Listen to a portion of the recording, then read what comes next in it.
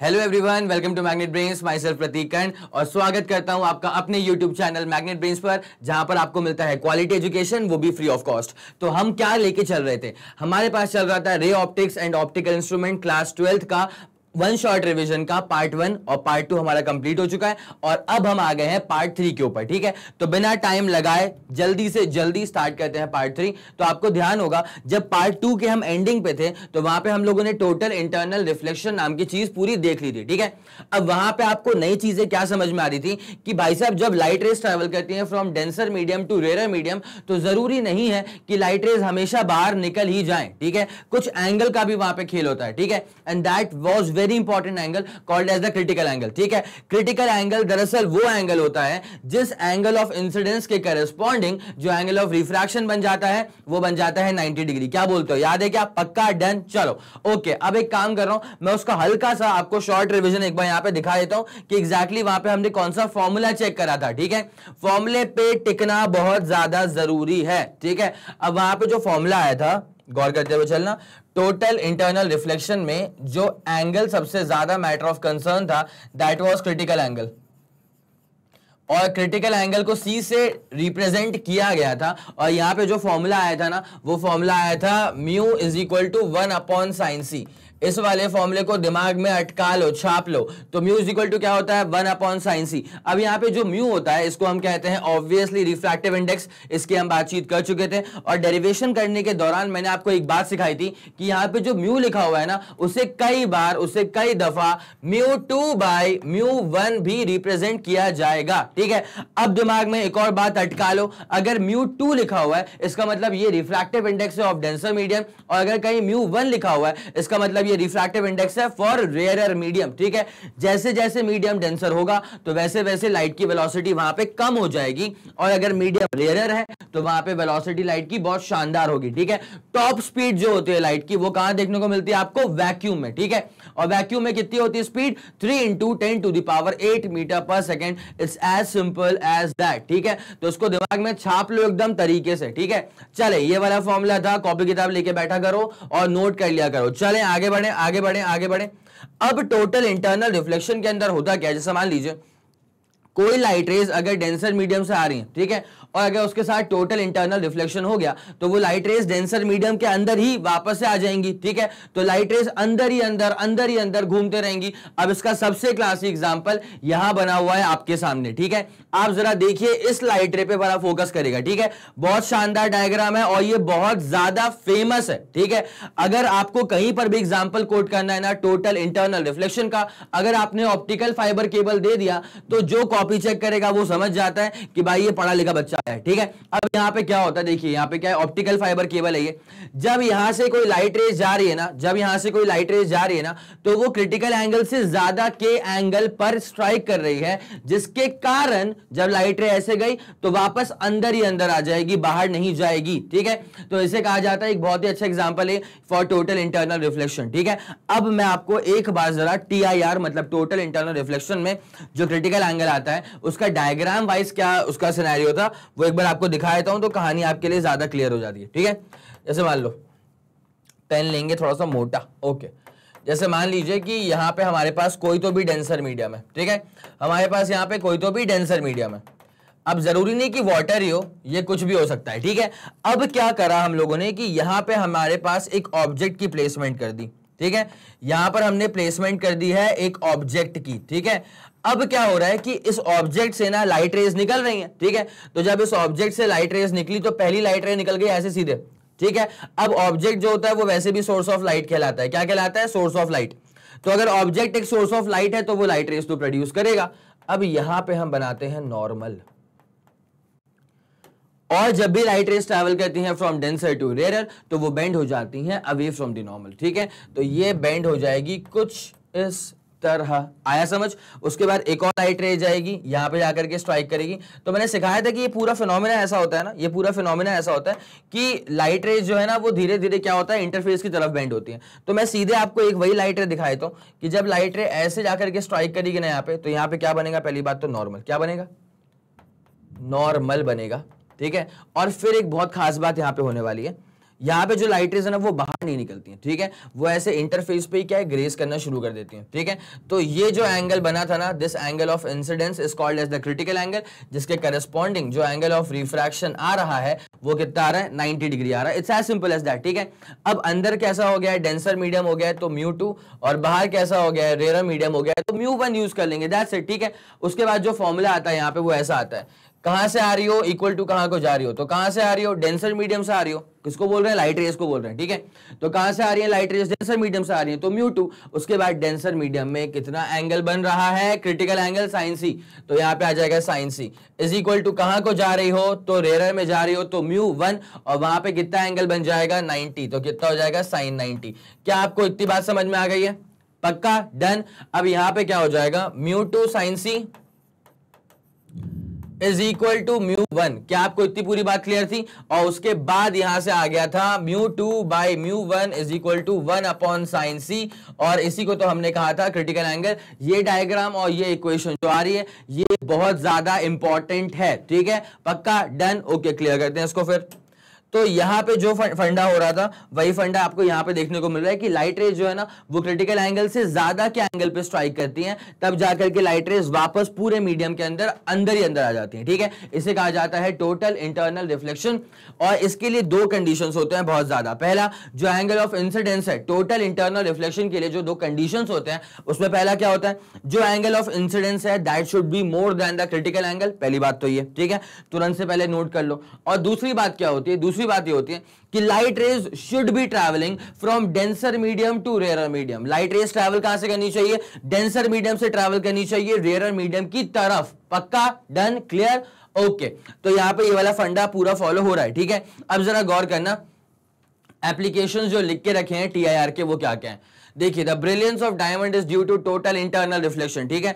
जो डायमंड इतना चमकता है ना उसके पीछे भी जो चीज रिस्पॉन्सिबल है वो टोटल इंटरनल रिफ्लेक्शन का फिनोमिना ही रिस्पॉन्सिबल है। क्यों, जरा गौर करिए, जब डायमंड को जो कट किया जाता है, ठीक है, जो डायमंड कटिंग का प्रोफेशन है ना ये बहुत ज्यादा फेमस है, ठीक है। तो डायमंड का जो पूरा स्पार्कलिंग का जो पूरा फिनोमिना होता है उसके पीछे सबसे ज्यादा जो कारीगरी होती है वो डायमंड को कट करने में होती है, ठीक है। अब ऐसा क्यों होता है भाई, तो डायमंड को ना ऐसे एंगल से कट किया जाता है, हर तरफ से डायमंड को इतने बारीक इतने महीन तरह से ऐसे एंगल से कट किया जाता है हर तरह से, हर तरफ से, सो दैट जब भी लाइट रेज पड़े डायमंड के ऊपर तो वो ऐसे एंगल पे पड़े, वो ऐसे एंगल पे पड़े कि वो जो एंगल ऑफ इंसिडेंस है ना वो क्रिटिकल एंगल से ज्यादा हो, ठीक है। अब दिमाग चमकना चाहिए कि भैया अगर angle of incidence critical angle से ज्यादा हो गया तो यहां पर तो होता है टोटल इंटरनल रिफ्लेक्शन, मतलब जब लाइट रेज आएंगी तो अंदर ही अंदर ट्रैप हो जाएंगी। अब अगर डायमंड के अंदर ही अंदर बहुत सारी लाइट रेज ट्रैप हो गई हैं तो डायमंड तो चमकेगा ही ना, आया समझ आपको, ठीक है।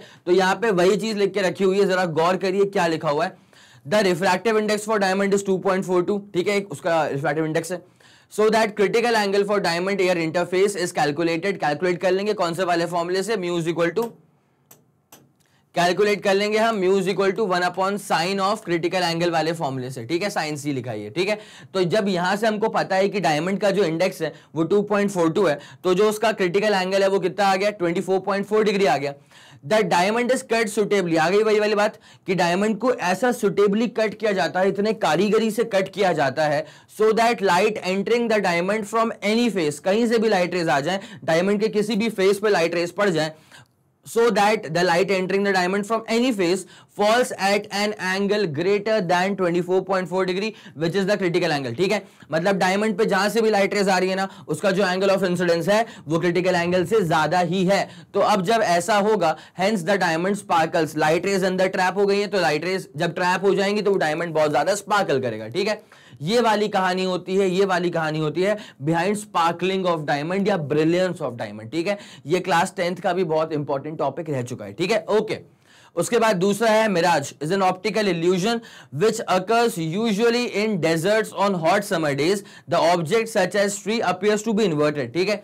इसके पीछे का भी जो रीजन है वो टोटल इंटरनल रिफ्लेक्शन ही है, ठीक है। तो ये दो रीजन तो हो गए, और तीसरा वाला सबसे ज्यादा इंपॉर्टेंट, ऑप्टिकल फाइबर केबल्स, ठीक है। यहाँ पे जो बना हुआ ये क्या है, ऑप्टिकल फाइबर केबल ही तो है। तो ऑप्टिकल फाइबर केबल में भी जो फिनोमेना यूज हो रहा है, जो फिनोमेना यहाँ पे लग रहा है, वो हो रहा है टोटल इंटरनल रिफ्लेक्शन का, ठीक है। यहाँ पे सिग्नल जा रहे हैं, लाइट रेज जा रही है, ठीक है। यहाँ पे लाइट रेज जा रही है, अंदर ही अंदर निकल करके रिसीव ट्रांसमीटर एंड से कहां पहुंच जाएंगी, रिसीवर एंड तक पहुंच जाएंगी। अच्छा होता क्या है ना, नॉर्मल ट्रांसमिशंस में अगर आप नॉर्मल सा वायर यूज करते हैं ना, तो वहां पे सिग्नल का लॉस बहुत ज्यादा होता है, ठीक है। अगर नॉर्मल कॉपर वायर है तो वहां पे हीटिंग लॉस बहुत ज्यादा हो जाएगा, ठीक है। लेकिन अगर आप सिग्नल्स को यूजुअली अगर आप ट्रांसफर करते हैं इस ऑप्टिकल फाइबर केबल की हेल्प से, तो यहां पे क्या होता है, ब्लीडिंग ऑफ सिग्नल आपको बहुत कम देखने को मिलेगी। ऐसा नहीं है कि बिल्कुल नहीं होगा, ठीक है। ऐसा नहीं है कि सिग्नल लॉस बिल्कुल नहीं होगा, लेकिन बहुत जरा सा होगा, ठीक है, पक्का। तो यहां पर भी जो फंडा यूज हो रहा है, ये तो इसका कैरेक्टरिस्टिक डायग्राम ही हो गया, ठीक है। तो यहां पर जो फंडा यूज हो रहा है वो भी क्या है, टोटल इंटरनल रिफ्लेक्शन है, ठीक है। इतना बताओ, इतनी बात समझ में आ गई है, पक्का।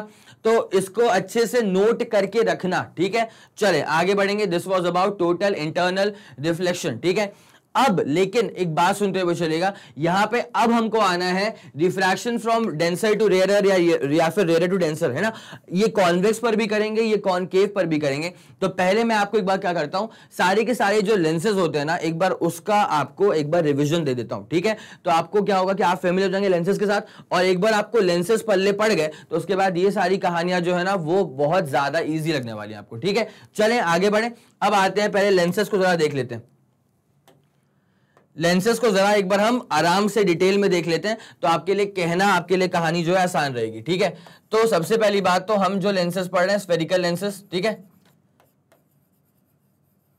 चलिए स्फेरिकल लेंसेज को ना अगर हम क्लासिफाई करें तो बेसिकली ये क्लासिफिकेशन होता है दो तरह से, ठीक है। लेंसेज को अगर हम क्लासिफाई करें तो ये क्लासिफिकेशन होता है बेसिकली दो तरह से। पहला होता है कॉन्वेक्स लेंस, पहला क्या होता है, कॉन्वेक्स लेंस, और दूसरा वाला हो जाएगा कॉनकेव लेंस। तो कॉनकेव लेंस पढ़ना है और कॉन्वेक्स लेंस पढ़ना है। चलें आगे बढ़े अब, ठीक है। अब भाई साहब यहां पे ना memory has to be photographic, ठीक है। तुम एक बार कॉन्वेक्स लेंस को देख लो और तुम्हारे दिमाग में वो छप जाना चाहिए कि कॉन्वेक्स लेंस दिखने में कैसा होता है, ठीक है। कंफ्यूज मत हुआ करो इसके अंदर, ठीक है। एक ही चीज को तुम 3-4 बार तरीके से पढ़ लोगे ना, तो जो भी तुम्हारी परेशानियां हैं वो दूर हो जाएंगी, ठीक है। लोग क्या करते हैं, एक बार पढ़ते हैं फिर बोलते हैं अरे समझ में नहीं आ रहा, समझ में नहीं आ रहा, फिर वो 10 तरह के सोर्सेज इकट्ठा करते हैं। अल्टीमेटली क्या होता है, उनके 2 घंटे बात भी हो जाते हैं और उनको फिर पल्ले पड़ता है कि भाई कुछ समझ में नहीं आया, ठीक है। इसलिए मैं बोल रहा हूं कि हर एक चीज को बहुत तरीके से करो, तुम्हारा काम हो जाएगा, ठीक है। जैसे अगर हम कॉन्वेक्स लेंस की बात करें तो कॉन्वेक्स लेंस दिखने में ऐसा होता है, दैट यू शुड नो, ठीक है। अब यहां पे ये ऑब्वियसली ग्लास का बना है, किसका बना है, ये ग्लास का बना है। तो ये अपने पास कॉन्वेक्स लेंस हो गया, ठीक है। यहां पे आएगा इसका ऑप्टिकल सेंटर और यहां से पास करती है एक एक्सिस जिसे हम कहते हैं प्रिंसिपल एक्सिस। क्या कहा जाता है इसको, प्रिंसिपल एक्सिस, ठीक है। ये कॉन्वेक्स लेंस होता है। यहां पे आएगा कॉनकेव लेंस। तो कॉनकेव लेंस दिखने में कैसा होता है, ऑब्वियसली कॉनकेव लेंस दिखने में ऐसा होता है। ये होता है इसका प्रिंसिपल एक्सिस, और ये भी एक लेंस है तो ऑब्वियसली ग्लास का ही बना होगा। मैंने सिखाया था यार, मैंने सिखाया था कि मिरर जो होते हैं ना, these are the most classic example for reflective surfaces, और जो ग्लासेस होते हैं, जो लेंसेज होते हैं, they are the most classic example for refractive surfaces, ठीक है। तो ये हमारे पास कॉनकेव लेंस हो गया। अगर मैं कभी लाइट रेस को ऐसे स्ट्राइक करवाऊंगा ना, अगर मैं मिरर पे कभी स्ट्राइक करवाऊं, जैसे मान लो ये कौन सा मिरर है, याद करो, कॉनकेव मिरर, ठीक है। अगर मैं कभी कोई मिरर पे लाइट रेस को स्ट्राइक करवाता हूं ना, तो ये जो मिरर है वो लाइट रेस को पीछे जाने नहीं देता है, क्योंकि ये रिफ्लेक्टिव सरफेस होता है, तो वो लाइट रेस को यहां दबा देगा। आया, मतलब लाइट रेज यहां से आई और इसको इसके थ्रू पास नहीं कर पाई, ठीक है, वापस यहीं पे आ गई। तो ये ऐसा इसलिए हुआ बिकॉज ये जो मिरर था वो रिफ्लेक्टिव सरफेस है, ठीक है। बट अब मैं किसकी बात कर रहा हूं, क्या मैं रिफ्लेक्टिव सरफेसेस की बात कर रहा हूं, अब नहीं, अब मैं बात कर रहा हूं आपसे लेंसेज की, और लेंसेज होते हैं रिफ्रैक्टिव सरफेसेस, ठीक है। इसका मतलब क्या होता है, अगर मैं कभी लेंस पे जाकर के लाइट रेज को स्ट्राइक करवाऊंगा ना, तो लेंस जो है, ये वाला लेंस हो या फिर ये वाला लेंस हो, लेंस जो है ना वो लाइट रेज को अपने थ्रू पास करवा देगा। ये जो लेंस है वो लाइट रेस को अपने थ्रू पास करवा देगा। कॉन्वेक्स लेंस कन्वर्ज करवा देगा, कॉनकेव लेंस डाइवर्ज करवा देगा, ठीक है। तो इस बात को ध्यान रखना, कॉन्वेक्स लेंस को कन्वर्जिंग लेंस भी कहा जाता है इसलिए, ठीक है। और कॉनकेव लेंस को सिंस वो डाइवर्ज करवा देता है इसलिए इसको डाइवर्जिंग लेंस भी कहा जाता है। इस बात को दिमाग में अटका लो सही से, ठीक है। चलो इतनी बात समझ में आ रही है। So this is convex lens, this is concave lens, ठीक है। अब बेटा साइन कन्वेंशंस के लिए यहां पर भी आपको बहुत ज्यादा ध्यान देना पड़ेगा। लॉजिक सेम ही है। लॉजिक क्या था, पहले पढ़ा चुका हूं कि अगर लाइट रेज ट्रैवल कर रही है from left hand side to right hand side, तो जो भी डिस्टेंस, हमेशा ऐसा हम अज्यूम करते हैं कि जो लाइट रेज है वो ट्रैवल कर रही है from left hand side to right hand side, ठीक है। अब जो भी डिस्टेंस आप लाइट की डायरेक्शन में मेजर करोगे वो पॉजिटिव होगा, और अगर आप कोई डिस्टेंस लाइट के डायरेक्शन के ऑपोजिट मेजर करोगे तो वो माइनस होगा। It's as simple as that, ठीक है। अब लाइट का डायरेक्शन क्या हो गया है, वो हो गया है from left hand side to right hand side. Done, चले, ओके, क्लियर। तो अब यहां पे इस बात का खास ख्याल रखिएगा, ठीक है। यही तो आपका साइन कन्वेंशन सेट करने वाला है आगे आने वाली चीजों के लिए, ठीक है। अब मैं एक काम करता हूं, सबसे पहले मैं कॉन्वेक्स लेंस को पूरा पढ़ाता हूं, फिर कॉनकेव लेंस को पूरा बताता हूं, और उसके बाद फिर हम आएंगे हमारे बाकी सारी चीजों के ऊपर, ठीक है। चलो स्टार्ट करते हैं, रेडी गो डन, क्लियर करें। चलो अब पूरा ध्यान कॉन्वेक्स लेंस के ऊपर, आपका पूरा ध्यान कहां होना चाहिए, अब कॉन्वेक्स लेंस के ऊपर, ठीक है। अब जरा गौर करिए क्या होने वाला है यहां पे, अच्छे से ध्यान दीजिएगा।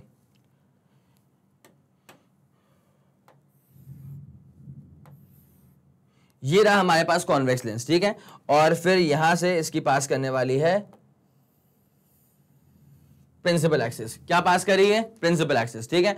अब क्या होता है कि जब भी कोई लाइट रेस, ऐसे मान लीजिए इन्फिनिटी से आ रही है, जरूरी नहीं है कि इन्फिनिटी से आए, ठीक है। लाइट रेस बेसिकली आ रही है प्रिंसिपल एक्सिस के पैरेलल, ठीक है। मैंने मान लिया कि बहुत दूर से आ रही है, मतलब इन्फिनिटी मैंने मान लिया, ठीक है। तो लाइट रेस आ रही है बहुत दूर से प्रिंसिपल एक्सिस के पैरेलल। अब ये जो कॉन्वेक्स लेंस होता है, इसका नेचर क्या होता है, इसका नेचर होता है कन्वर्जिंग, ठीक है। पहली बात तो यहां पे आता है ऑप्टिकल सेंटर। तुमको याद होगा मिरर में हम जहां से डिस्टेंस मेजर किया करते थे, that point was called as pole, और पोल दरअसल वो पॉइंट था जिस पॉइंट पे प्रिंसिपल एक्सिस कट कर दिया करती थी मिरर को, ठीक है। तो वैसे ही लेंसेज में क्या करेंगे, हम हर डिस्टेंस को मेजर करेंगे from the optical centre, and this O is called as the optical centre, ठीक है। इतनी बात पूरी क्लियर हो गई आप लोग को, आगे बढ़े, चलें, डन, ठीक है। ये कॉन्वेक्स लेंस है। कॉन्वेक्स लेंस क्या करता है भाई साहब, कॉन्वेक्स लेंस करता है कन्वर्ज। जब कॉन्वेक्स लेंस लाइट रेस को कन्वर्ज कर देगा तो जिस पॉइंट से लाइट रेस पास होंगी, इस पॉइंट को कहा जाएगा फोकस। क्या कहा जाएगा, इसको फोकस कहा जाएगा। और अब मेरी बात पे अच्छे से गौर करते हुए चलना, यहां पे जिस पॉइंट पे फोकस आया है ना, इसकी दूरी from the optical centre will be called as the focal length. इसकी दूरी will be called as the focal length. जल्दी बनाओ उसको, चलिए, ठीक है। तो यहां पे ऑप्टिकल सेंटर से लेकर के जो फोकस की दूरी होती है ना, ये कहलाती है फोकल लेंथ। क्या कहलाती है बेटा, फोकल लेंथ कहलाती है। अब जरा गौर करते हुए चलेगा, हर इस बात को हमेशा ध्यान में रखना कि डायरेक्शन ऑफ लाइट क्या होता है, from left hand side to right hand side, ठीक है। This is the direction of light. Light हमेशा ट्रैवल करती है from left hand side to right hand side, ठीक है। अब यहां पे जो फोकल लेंथ का मैंने डिस्टेंस ट्रैवल करवाया ना आपको, वो ऑप्टिकल सेंटर से फोकस तक ट्रैवल करवाया। तो आप कहां भागे, आप कहां भागे, राइट में। तो मतलब अगर आप फोकल लेंथ को ट्रैवल करने के लिए राइट में ही जा रहे हैं और डायरेक्शन ऑफ लाइट भी राइट की तरफ ही है, तो आपका डायरेक्शन सेम हो गया ना। आया समझ कि नहीं आया, ठीक है। आपका डायरेक्शन सेम हो गया। इसका मतलब मैं ये कह रहा था कि जहां पे लाइट रेज जा रही हैं, अगर आप उसी डायरेक्शन में डिस्टेंस को ट्रैवल करते हैं तो उस डिस्टेंस को हम कहते हैं पॉजिटिव, और अगर आप कोई डिस्टेंस ट्रैवल करते हैं लाइट के डायरेक्शन के ऑपोजिट, तो वो डिस्टेंस कहलाता है नेगेटिव। तो यहां पे ऑब्वियसली फोकल लेंथ कैसा हो जाएगा, पॉजिटिव हो जाएगा। इस बात को दिमाग में डाल लो अच्छे से, बहुत जबरदस्त तरह से इसका यूज होने वाला है, ठीक है। तो फोकल लेंथ कैसा हो जाएगा, इसका पॉजिटिव। Okay, done, clear. दूसरी बात जरा ध्यान देना, इसका जो फोकस होता है it is a real focus. कैसा होता है ये फोकस, रियल फोकस। क्यों बेटा, देखो जब रियल लाइट रेस यहां पे आ रही हैं, जब रियल लाइट रेस कट कर रही हैं प्रिंसिपल एक्सिस पे, तो ये फोकस भी क्या हो जाएगा, real focus. It's as simple as that. अगली बात जरा सुनते हुए चलना, ऑब्जेक्ट जो होता है उसको आप हमेशा कहां प्लेस करते हैं, अजम्पशन था ये हमारा ऑप्टिक्स का कि object is always placed on the left hand side, ठीक है। अब अगर मेरा ऑब्जेक्ट लेफ्ट में रखा है तो ऑब्जेक्ट डिस्टेंस में गिनना शुरू कहां से करूंगा, from the optical centre. Optical centre ये रहा, ठीक है। अब ऑब्जेक्ट रखा है मान ले वहां पे कहीं, तो भाई ऑप्टिकल सेंटर से देखो पीछे भागना पड़ेगा ना ऑब्जेक्ट जाने के लिए। तो ऑप्टिकल सेंटर से ऑब्जेक्ट कहां पड़ेगा, पीछे की तरफ पड़ेगा। तो हम जा रहे हैं लेफ्ट हैंड साइड में, लेकिन लेकिन लेकिन डायरेक्शन ऑफ लाइट क्या थी, राइट में। उल्टा हो गया ना। इसका मतलब ऑब्जेक्ट डिस्टेंस क्या हो जाएगा, नेगेटिव। ये तो मालूम है ना, यू से हम बोलते हैं ऑब्जेक्ट डिस्टेंस, ठीक है। तो यू का मतलब क्या हो जाएगा, ऑब्जेक्ट डिस्टेंस।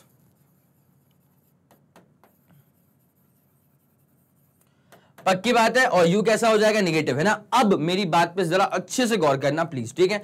देखो बेटा, आपको एक कॉम्बिनेशन मैंने सिखा के रखा हुआ है, ठीक है। वो कॉम्बिनेशन क्या था कि अगर रियल इमेज बनेगी तो वो इन्वर्टेड होगी, और अगर वर्चुअल इमेज बनेगी तो वो इरेक्ट होगी। पक्का। अगर रियल इमेज है तो इन्वर्टेड है, मतलब उल्टी इमेज है, तो अगर उल्टी इमेज है तो हाइट ऑफ इमेज क्या हो जाएगा, नेगेटिव। अगर वर्चुअल इमेज है तो कॉम्बो पैक होता है, अगर वर्चुअल इमेज है तो वो इरेक्ट इमेज होगी, और अगर इमेज इरेक्ट है तो उसका हाइट क्या लेंगे हम, पॉजिटिव। क्या लेंगे उसका height, positive. It's as simple as that. अब जरा गौर करिए, v का मतलब होता है इमेज डिस्टेंस। v का मतलब क्या होता है, इमेज डिस्टेंस। इमेज बन सकती है लेफ्ट हैंड साइड में भी, और इमेज बन सकती है राइट हैंड साइड में भी।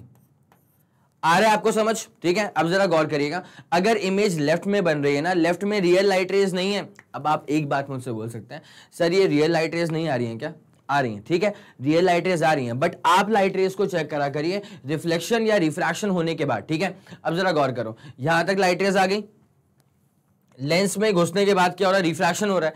तो रिफ्रैक्शन के बाद रियल लाइट रेज कहां जा रही हैं, राइट हैंड साइड में, ठीक है। तो राइट हैंड साइड में रियल लाइट रेज हैं तो रियल इमेज बनेगी, और अगर रियल इमेज बनेगी तो पक्की बात है कि वो इन्वर्टेड होगी। अगर रियल इमेज बन रही है मतलब पक्की बात है कि वो इन्वर्टेड है, और अगर वो इन्वर्टेड है तो हाइट ऑफ इमेज क्या हो जाएगा, माइनस। आया समझ के नहीं आया, पक्का। एक और चीज, रियल इमेज के लिए रियल लाइट रेज चाहिए, real light rays right hand side में है। अगर इमेज राइट हैंड साइड में बन गई तो आपको ऑप्टिकल सेंटर से कहां भागना पड़ेगा, राइट हैंड साइड में। तो इमेज का डिस्टेंस क्या हो जाएगा, पॉजिटिव। क्यों, अगर आप राइट में भाग रहे हैं तो लाइट का डायरेक्शन भी तो कहां था, राइट में ही था ना। तो अगर आप सेम डायरेक्शन में भाग रहे हैं तो वो डिस्टेंस को हम लेते हैं पॉजिटिव। क्या लेते हैं, पॉजिटिव। अब मेरी बात जरा गौर करना, रिफ्रैक्शन के बाद रियल लाइट रेस कहां जा रही है, राइट में, लेकिन वर्चुअल लाइट रेस कहां जा रही है, लेफ्ट में जा रही है। तो अगर रिफ्रैक्शन के बाद वर्चुअल लाइट रेस लेफ्ट में जा रही है तो लेफ्ट में बनने वाली है वर्चुअल इमेज। क्या बनने वाली है, वर्चुअल इमेज। और आप एक बात जानते हैं, अगर इमेज वर्चुअल है तो पक्की बात है कि वो इरेक्ट होगी, ठीक है। ये कॉम्बो पैक होता है ना, अगर इमेज वर्चुअल है मतलब पक्की बात है वो इरेक्ट होगी। इस बात को दिमाग में डालो बहुत सही से। न्यूमेरिकल सॉल्व करने के टाइम पे बच्चे यहीं पे अटकते हैं, ठीक है। और इतना पढ़ने के बाद हम यहाँ पे नहीं अटक सकते, ठीक है। चलिए ओके, डन, गो, क्लियर। तो अगर वर्चुअल इमेज बन रही है तो इरेक्ट होगी। मैं हर एक पॉइंट यहाँ पे क्लियर कर दूंगा आपका, ठीक है। आपको बस बने रहना, लगे रहना, ठीक है। कॉपी किताब लेके बैठा करो। वर्चुअल इमेज है तो इरेक्ट तो होगी, मतलब सीधी खड़ी इमेज होगी, तो हाइट ऑफ इमेज कैसा हो जाएगा, पॉजिटिव। एक और बात सुनो, अगर इमेज बन रही है लेफ्ट हैंड साइड में तो मतलब आपको ऑप्टिकल सेंटर से कहां भागना पड़ेगा। अगर इमेज बन रही है लेफ्ट हैंड साइड में तो आपको ऑप्टिकल सेंटर से कहां भागना पड़ेगा, लेफ्ट हैंड साइड, मतलब आपके लेफ्ट की तरफ, ठीक है। अगर आप अपने लेफ्ट हैंड साइड में भाग रहे हैं तो लाइट रेस कहां निकल गई हैं, राइट हैंड साइड में। तो ये डायरेक्शन कैसा हो गया, ऑपोजिट। अगर ये डायरेक्शन ऑपोजिट हो गया है तो इमेज का डिस्टेंस क्या हो जाएगा मेरे भाई, माइनस हो जाएगा। क्या हो जाएगा, माइनस, ठीक है। ये जितने भी साइन कन्वेंशंस पॉसिबल होते हैं रिगार्डिंग अ कॉन्वेक्स लेंस, ये मैंने आपको पूरा बता करके यहाँ पे लिख दिया है, ठीक है।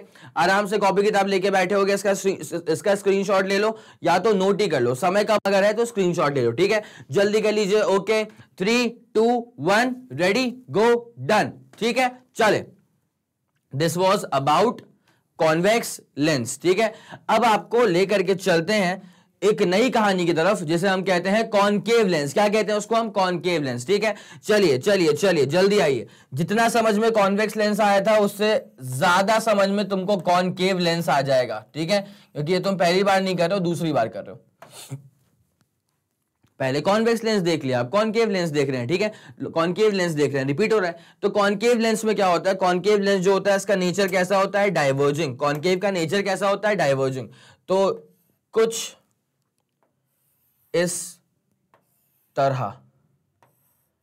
का दिखता है कॉनकेव लेंस, ठीक है। अब ये रहा आपका कॉनकेव लेंस, और कुछ इस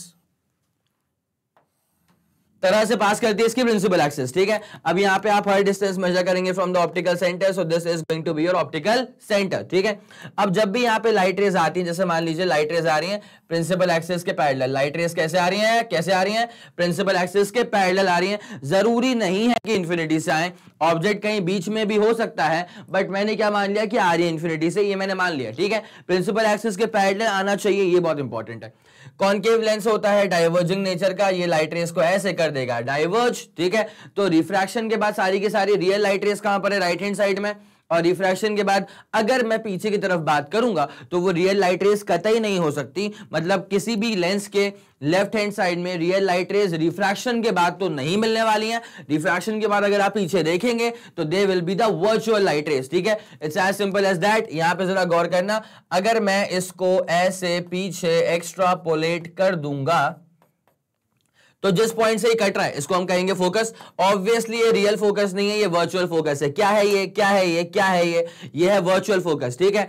अब ऑप्टिकल सेंटर से हमको भागना पड़ेगा पीछे की तरफ, तभी तो इन दूरियों को हम कहते हैं फोकल लेंथ, तभी तो इन दूरियों को हम कहते हैं फोकल लेंथ। क्या कहते हैं इसको, फोकल लेंथ, ठीक है। अच्छा, एक और छोटी सी बात पे तुम्हारा ध्यान लेके जाऊंगा मैं। यहाँ पे जो फोकल लेंथ आ रहा है ना, जरा मुझे इतना बताओ कि डायरेक्शन ऑफ लाइट क्या होती है। इसको तो भूल ही मत जाना कभी, ऐसा पाप कभी मत करना, डायरेक्शन ऑफ लाइट को कभी मत भूलना, ठीक है। तो यहां पे आ रहा है आपके पास direction of light, left hand side to right hand side, ठीक है। अब उसके बाद क्या हो रहा है, लाइट तो गई राइट हैंड साइड में, आपके राइट हैंड साइड में, ठीक है। और फोकस के लिए, मतलब फोकल लेंथ को ट्रैवल करने के लिए आपको दौड़ का लगानी पड़ रही है पीछे की तरफ, तो ये डिस्टेंस कैसा हो गया, ऑपोजिट हो गया, तो ये फोकल लेंथ कैसा हो जाएगा, नेगेटिव। पक्का, डन। तो इसका जो फोकल लेंथ है ना, इसका जो फोकल लेंथ है वो हो जाएगा नेगेटिव। और एक और बात मैं आपको बताऊं, क्या वो रियल लाइट रेस कट कर रही है, नहीं, वो रियल लाइट रेस कट नहीं कर रही है। तो ये जो फोकस है क्या वो रियल फोकस होगा, नहीं होगा। जैसे पहले जरा चेक करना, कॉनकेव वाले में जो फोकस था वो रियल फोकस था, because real light rays cut कर रही थी तो रियल फोकस हो गया। लेकिन कॉन्वेक्स वाले कॉनकेव वाले में क्या हो रहा है कि यहां पे ना वर्चुअल लाइट रेस कट करी है, तो ये वर्चुअल फोकस हो जाएगा। It's as simple as that, ठीक है। So this is going to be the virtual focus. आगे आपको ये पूरी बात समझ में, फोकल लेंथ कैसा हो जाएगा, नेगेटिव। साइन कन्वेंशंस बकायदा से लेते हुए चल रहा हूं, ठीक है। उसके बाद ऑब्जेक्ट आप हमेशा कहां प्लेस करेंगे, लेफ्ट हैंड साइड में। तो ऑब्जेक्ट तक पहुंचने के लिए आपको हमेशा ऑप्टिकल सेंटर से कहां दौड़ लगानी पड़ेगी, लेफ्ट हैंड साइड में, जिसके कारण यू कैसा हो जाएगा, negative, because object is always placed on the left hand side. कोई दिक्कत, पक्का क्लियर है इतना, ओके। आगे बढ़ते हैं। अब जरा गौर करना, यहां बात करते हैं इमेज के बारे में। v का मतलब क्या होता है, इमेज का डिस्टेंस, ठीक है। यहां पर भी सेम कहानी होती है। एक बार आपको फिर से यहां पे लिख के बता रहा हूं तो चीजें क्या है, क्लियर होती जाएंगी। ये लेक्चर आप देख लेंगे ना तो उसके बाद आपको रिवीजन की भी कम जरूरत पड़ने वाली है, ठीक है, ना के बराबर, ठीक है। बस ये लेक्चर देखते हुए चलना, नोट्स लेते हुए चलना, और उसके बाद जो तुम्हारे नोट्स बनेंगे ना उनको शॉर्ट में रिवाइज करते हुए चलना। तुम्हारा रे ऑप्टिक्स जैसे बड़े चैप्टर का काम तमाम हो जाएगा, समझ रहे हो आप, ठीक है। चले, अब यहाँ पे अगर इमेज बन रही है लेफ्ट में तो कहानी क्या होगी, और अगर इमेज बन रही है राइट में तो कहानी क्या होगी। रिफ्रैक्शन के बाद रियल लाइट रेस कहां जा रही है, राइट में जा रही है, तो यहां पे कैसी बनेगी, रियल लाइट रेस, जिससे कि बन जाएगी रियल इमेज। और रियल इमेज कैसी होती है, इन्वर्टेड होती है। लेकिन एक बात मैं आपको बता देता हूं पहले से ही, कॉनकेव लेंस जो होता है ना वो रियल इमेज फॉर्म नहीं कर रहा, ठीक है। वो कैसी फॉर्म करेगा, वर्चुअल इमेज। वो तो बस मैं एक बार बता रहा हूं आपको कि लेंसेज में बेसिकली क्या होता है कि राइट में रियल इमेजेस बनती हैं लेकिन कॉनकेव नहीं फॉर्म करता, वो अलग बात है, ठीक है। अगर राइट में करता तो वी क्या हो जाता है इसका, पॉजिटिव, है ना। अगर रियल इमेज बनती तो कैसी बनती, इन्वर्टेड बनती। जो चीज यहां लिखी थी ना वही वाली कहानी है, ठीक है।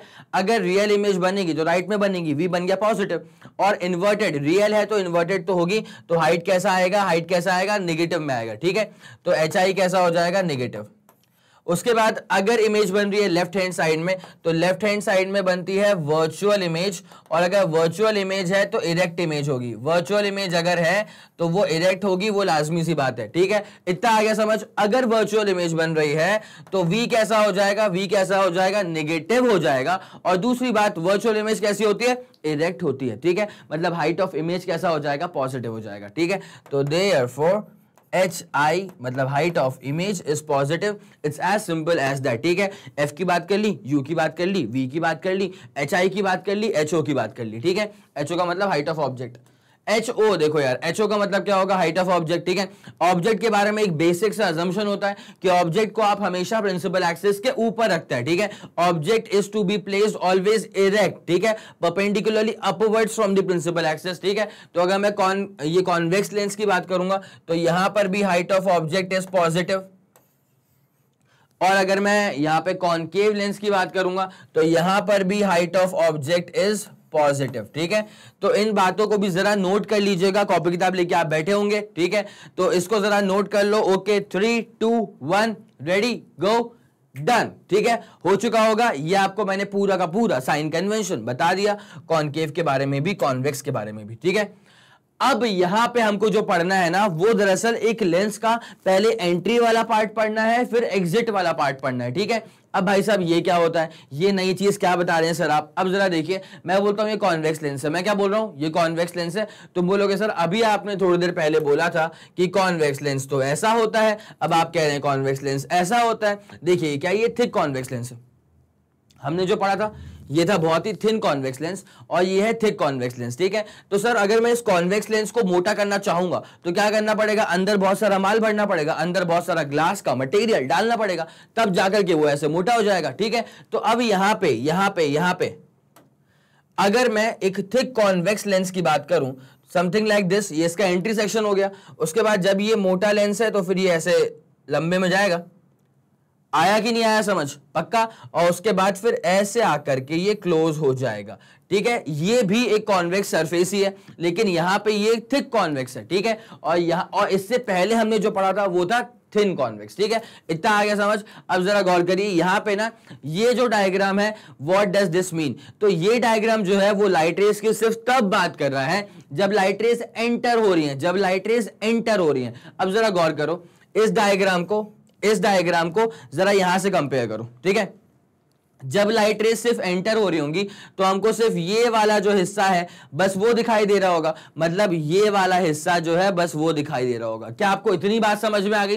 पक्का पक्का पक्का। तो जब आप एंटर ले रहे होंगे किसी भी थिक कॉन्वेक्स लेंस के अंदर, तो आपका जो मैटर ऑफ कंसर्न होगा वो ये वाला सरफेस होगा, क्लियर दैट, पक्का। और उसके बाद जब आप एग्जिट ले रहे होंगे तो जो आपका मैटर ऑफ कंसर्न होगा वो ये वाला सरफेस होगा। कोई दिक्कत है क्या? पक्का, इतना मुझे बताओ, सही चल रहा है। अब जब आप एंट्री ले रहे होंगे, सो this is the entry section, and this will be the exit section. इतनी बात समझ में आ गई आपको? पक्का।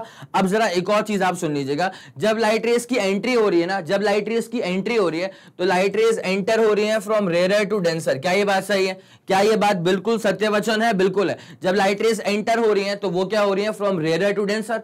और जरा गौर करना, ये जो ग्लास बना हुआ है, ये जो पूरा कॉन्वेक्स का सरफेस बना हुआ है, कॉन्वेक्स लेंस बना हुआ है, जरा इस पे जरा गौर करना, ये किसका बना होगा? ग्लास का बना होगा। किसका बना होगा? ग्लास का बना होगा, ठीक है। तो जब लाइट रेज यहां से एग्जिट ले रही होंगी तो मतलब आप फिर इससे कंसर्न्ड होंगे। जब लाइट रेज एग्जिट ले रही होगी तो आप इस वाले पार्ट से कंसर्न्ड होंगे। तो जब आप यहां से बाहर निकल रहे होंगे तो it will be something like denser to rare, ठीक है। अब वापस मैं एक बार आपको बता रहा हूं, फिर से मैं पहले क्या लेके चल रहा हूं, मैं पहले आपको कॉन्वेक्स में एंट्री करवाऊंगा, फिर अगले वाले केस में कॉन्वेक्स से एग्जिट करवाऊंगा, फिर ऐसा ही मैं कॉन्केव के साथ भी करूंगा, ठीक है। पहले कॉन्केव में एंट्री करवाऊंगा, फिर कॉन्केव से एग्जिट करवाऊंगा। अब सर ये समझना क्यों जरूरी है? ये समझना इसलिए जरूरी है बिकॉज आप लोगों ने एक चीज सुन के रखी होगी, लेंस मेकर्स फॉर्मूला। अंतर होता है, भारी अंतर होता है। लेंस फॉर्मूला कुछ और होता है और लेंस मेकर्स फॉर्मूला कुछ और होता है, ठीक है। तो अभी हम बात करने वाले हैं यहां पे लेंस मेकर्स फॉर्मूला की कुछ देर के बाद, ठीक है, जिसके लिए ये सब चीजें होती हैं प्री रिक्विजिट, ठीक है। अभी आपको डायग्राम देख करके हल्का सा टफ भले ही लग सकता है, लेकिन जैसे मैं एक एक स्टेप को, एक एक रे को एक्सप्लेन कर दूंगा ना, then this entire thing will start making sense to you, ठीक है। तो अभी मैंने क्या बोल के रखा है आप लोग को कि जब आप एक कॉन्वेक्स लेंस की बात करते हैं तो जरा दिमाग को खोलिए। अब जो कॉन्वेक्स लेंस है, now this is a thick convex lens, ठीक है, तो जो कि ऐसा दिखाई देगा आपको। पक्का चलेगा आपको? अब जरा गौर करते हुए चलेगा। जब यहां पे लाइट रेस एंटर होंगी, यहां से होंगी, क्यों? बिकॉज अजम्पशन लिया गया था कि light rays always travels from left hand side to right hand side, ठीक है। तो जब लाइट रेज यहां से आ रही होंगी तो ये वाला जो सेक्शन आपको नजर आ रहा है ना, this is called as the entry section, और ये वाला सेक्शन जो आपको नजर आ रहा है, this is called as the exit section. Light rays यहां से बाहर निकल रही है, ठीक है। जब एंट्री हो रही होगी बेटा तो वो हो रही होगी रेयर से डेंसर में, और जब एग्जिट हो रहा होगा बेटा तो ये हो रहा होगा डेंसर से रेयर में। आया समझ? तो मैं पहले आपको एंट्री की कहानी अलग दिखाऊंगा जो कि यहां दिखा करके रखी हुई है, पता है, देखो ना जरा उसको कंपेयर करो। ये एंट्री यहां से होनी है, देखो भैया बहुत बढ़िया एंट्री यहां से होनी है। अब एग्जिट यहां होती ना, लेकिन ये वाला पूरा डायग्राम सिर्फ एंट्री के लिए, तो एग्जिट वाला सरफेस मैंने वहां दिखाया ही नहीं है। आया समझ की नहीं आया? एग्जिट वाला जो सरफेस है वो वहां पे ऐसे इंक्लोज हो रहा है क्या? नहीं ना। क्यों? क्योंकि यहां पे सिर्फ एंट्री की बात की गई है। किसकी बात की गई है? एंट्री की बात की गई है। ठीक है, तो ये वाली पूरी कहानी आपको समझ में आ रही है क्या?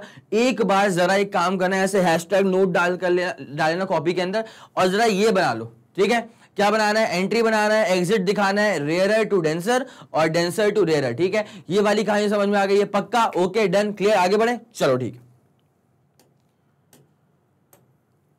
अब क्या होता है, मैं हमेशा बोलता हूं कि कई बार जब डायग्राम आपके सामने ऐसे बन के आ जाता है ना, तो कभी लगता है क्या बना हुआ है यार, समझ में कुछ नहीं आ रहा। ठीक है, लेकिन जब मैं आपको पूरा एक एक रे को एक्सप्लेन कर दूंगा ना, तब ये चीज बहुत सेंसिबल लगेगी आपको। ठीक है, अब मैं स्टार्ट कर रहा हूं, तो क्या कर रहा हूं मैं? कॉन्वेक्स में, याद रखना, गलती मत करना, कॉन्वेक्स में मैं भी एंटर ले रहा हूं, कॉन्वेक्स में मैं भी अपनी एंट्री हो रही है। ठीक है, और जब एंट्री होगी तो कहां से होगी? रेयर मीडियम से होगी, और किसके अंदर होगी? डेंसर मीडियम के अंदर होगी। यहां पे एन का टर्म यूज किया गया है, काफी बुक्स में, काफी जगहों पे इंडेक्स को एन से करते हैं, लेकिन हम अपने फंडे में इंडेक्स को म्यू से करेंगे। तो रेयर के लिए हम n1 यूज नहीं करते, μ1 यूज करते हैं, और डेंसर के लिए हम n2 यूज नहीं करते, μ2 यूज करते हैं। क्या आपको इतनी बात याद है? चले, ओके, डन, क्लियर, आगे बढ़े। डायग्राम चेक करना है इसका अच्छे से। देखो भाई साहब, ये वाली चीज क्लियर हो गई थी, कॉनकेव और कॉन्वेक्स वाली। अब जरा देखो, जब लाइट रेज एंट्री होंगी ना फ्रॉम रेयरर टू डेंसर, ठीक है, तो rarer to denser at convex refracting surface, at convex refracting surface। चले भाई, स्टार्ट कर लिया फटाफट से। चलो देखो क्या होने वाला है, जब एंट्री होने वाली है ना, तो समथिंग लाइक दिस। जब एंट्री होने वाली है तो ग्रीन कलर से लेते हैं, कहानी will be something like this. Diagram बनाना सीख जाओ, रे ऑप्टिक्स है, ठीक है, अति अति अति महत्वपूर्ण।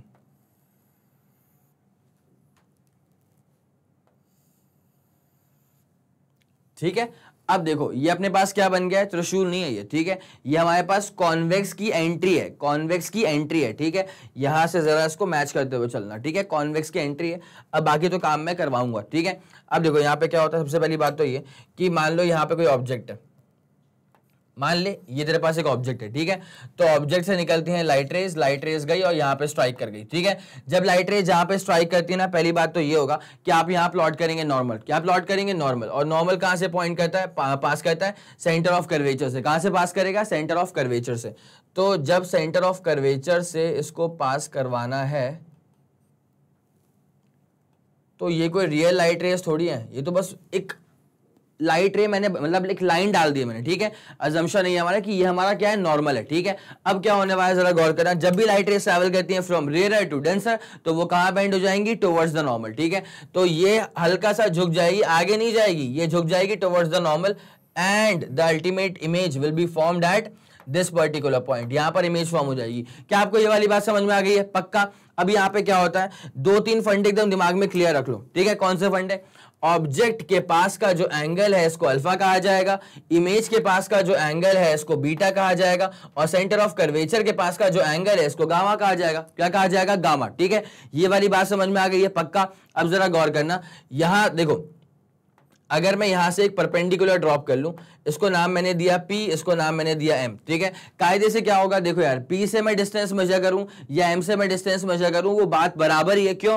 बिकॉज ये सेपरेशन डिस्टेंस बिल्कुल नेग्लिजिबल है, बिल्कुल ना के बराबर है। ठीक है, तो जरा गौर करिएगा, यहां से लेकर के ऑब्जेक्ट की जो दूरी है ये कहलाती है ऑब्जेक्ट डिस्टेंस। क्या ये बात बिल्कुल सही है? हाँ, ये बात बिल्कुल सही है। उसके बाद यहां से लेकर के सेंटर ऑफ कर्वेचर की जो दूरी है ये कहलाती है रेडियस ऑफ कर्वेचर। क्या ये बात सही है? बिल्कुल सही है।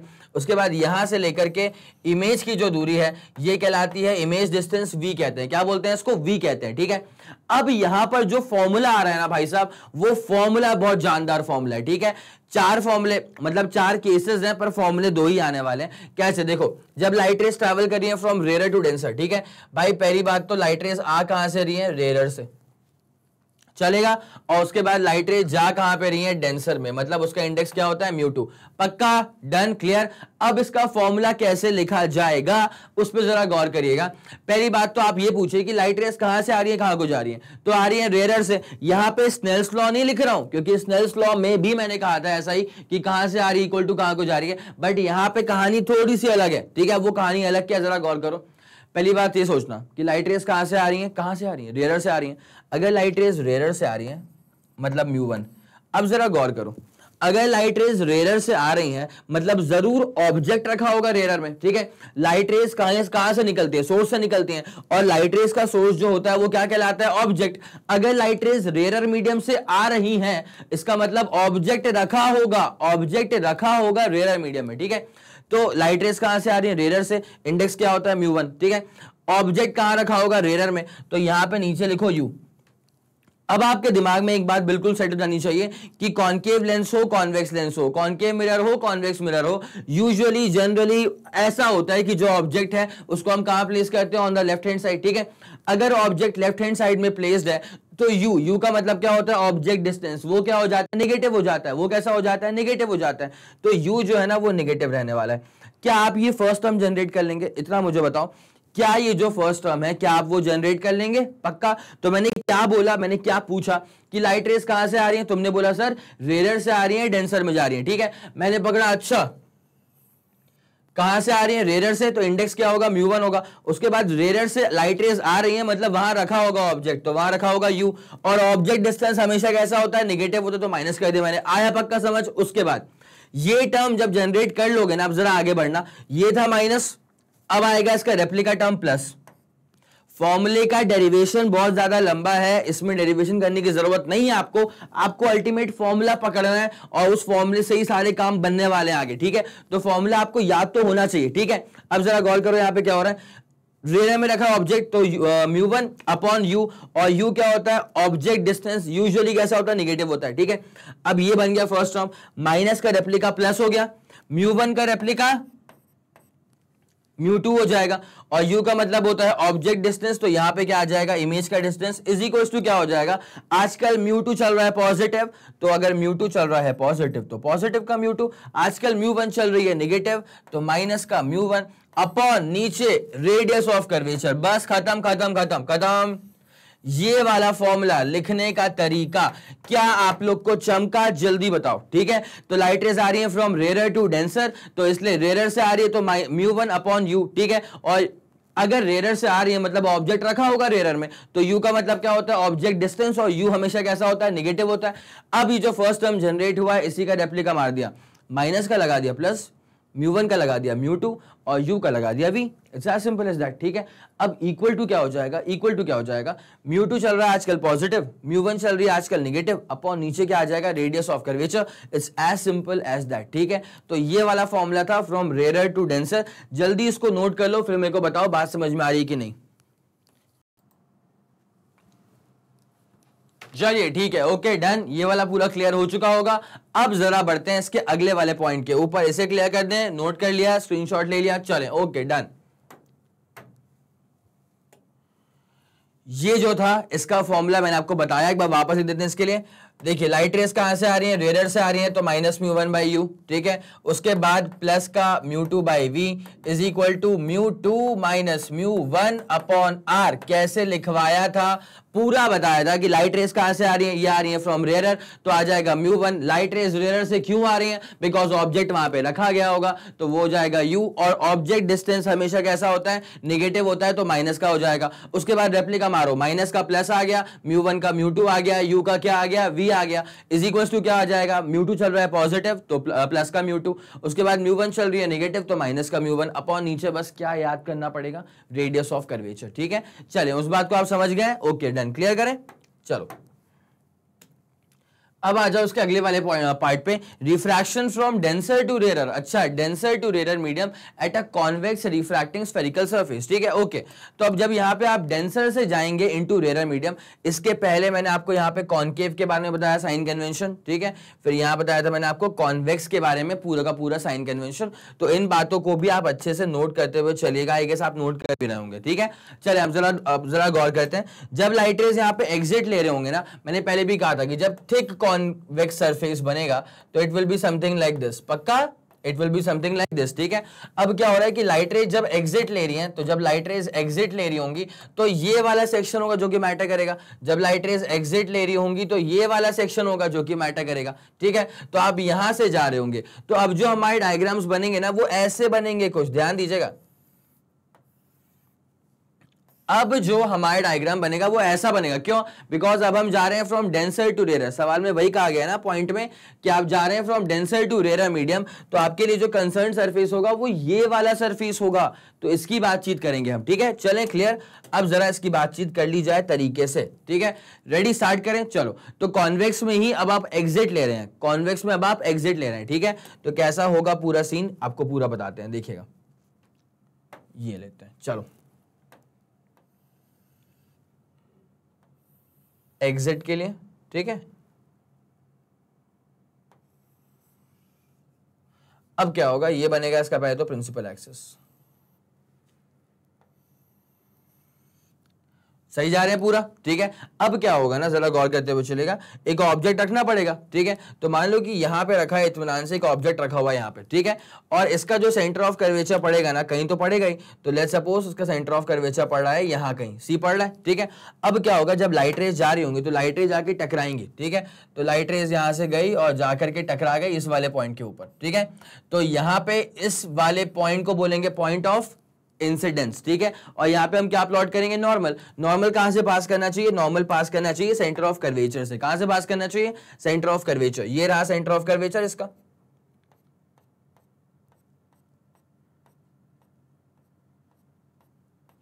पक्का। तो ये जो लाइन जा रही है ना, this is nothing but the normal, this is nothing but the normal. अब जरा गौर करते हुए चलेगा बहुत इत्मीनान से, जब भी लाइट रेज ट्रैवल करती हैं, जब भी लाइट रेज ट्रैवल करती हैं फ्रॉम डेंसर टू रेयरर, तो वो कहां बेंड हो जाती हैं, वो लाइट रेज बेंड हो जाएंगी अवे फ्रॉम द नॉर्मल, तो light rays will go something like this, ठीक है। और यहां पर इमेज फॉर्म हो जाएगी, ठीक है। मैं आपको एक और बहुत ही गहरी बात बता रहा हूं, जरा गौर करिए। जब लाइट रेज यहां से बेंड होंगी ना, तो जरूरी नहीं कि हर बार इतना ही बेंड हो जाए, ठीक है।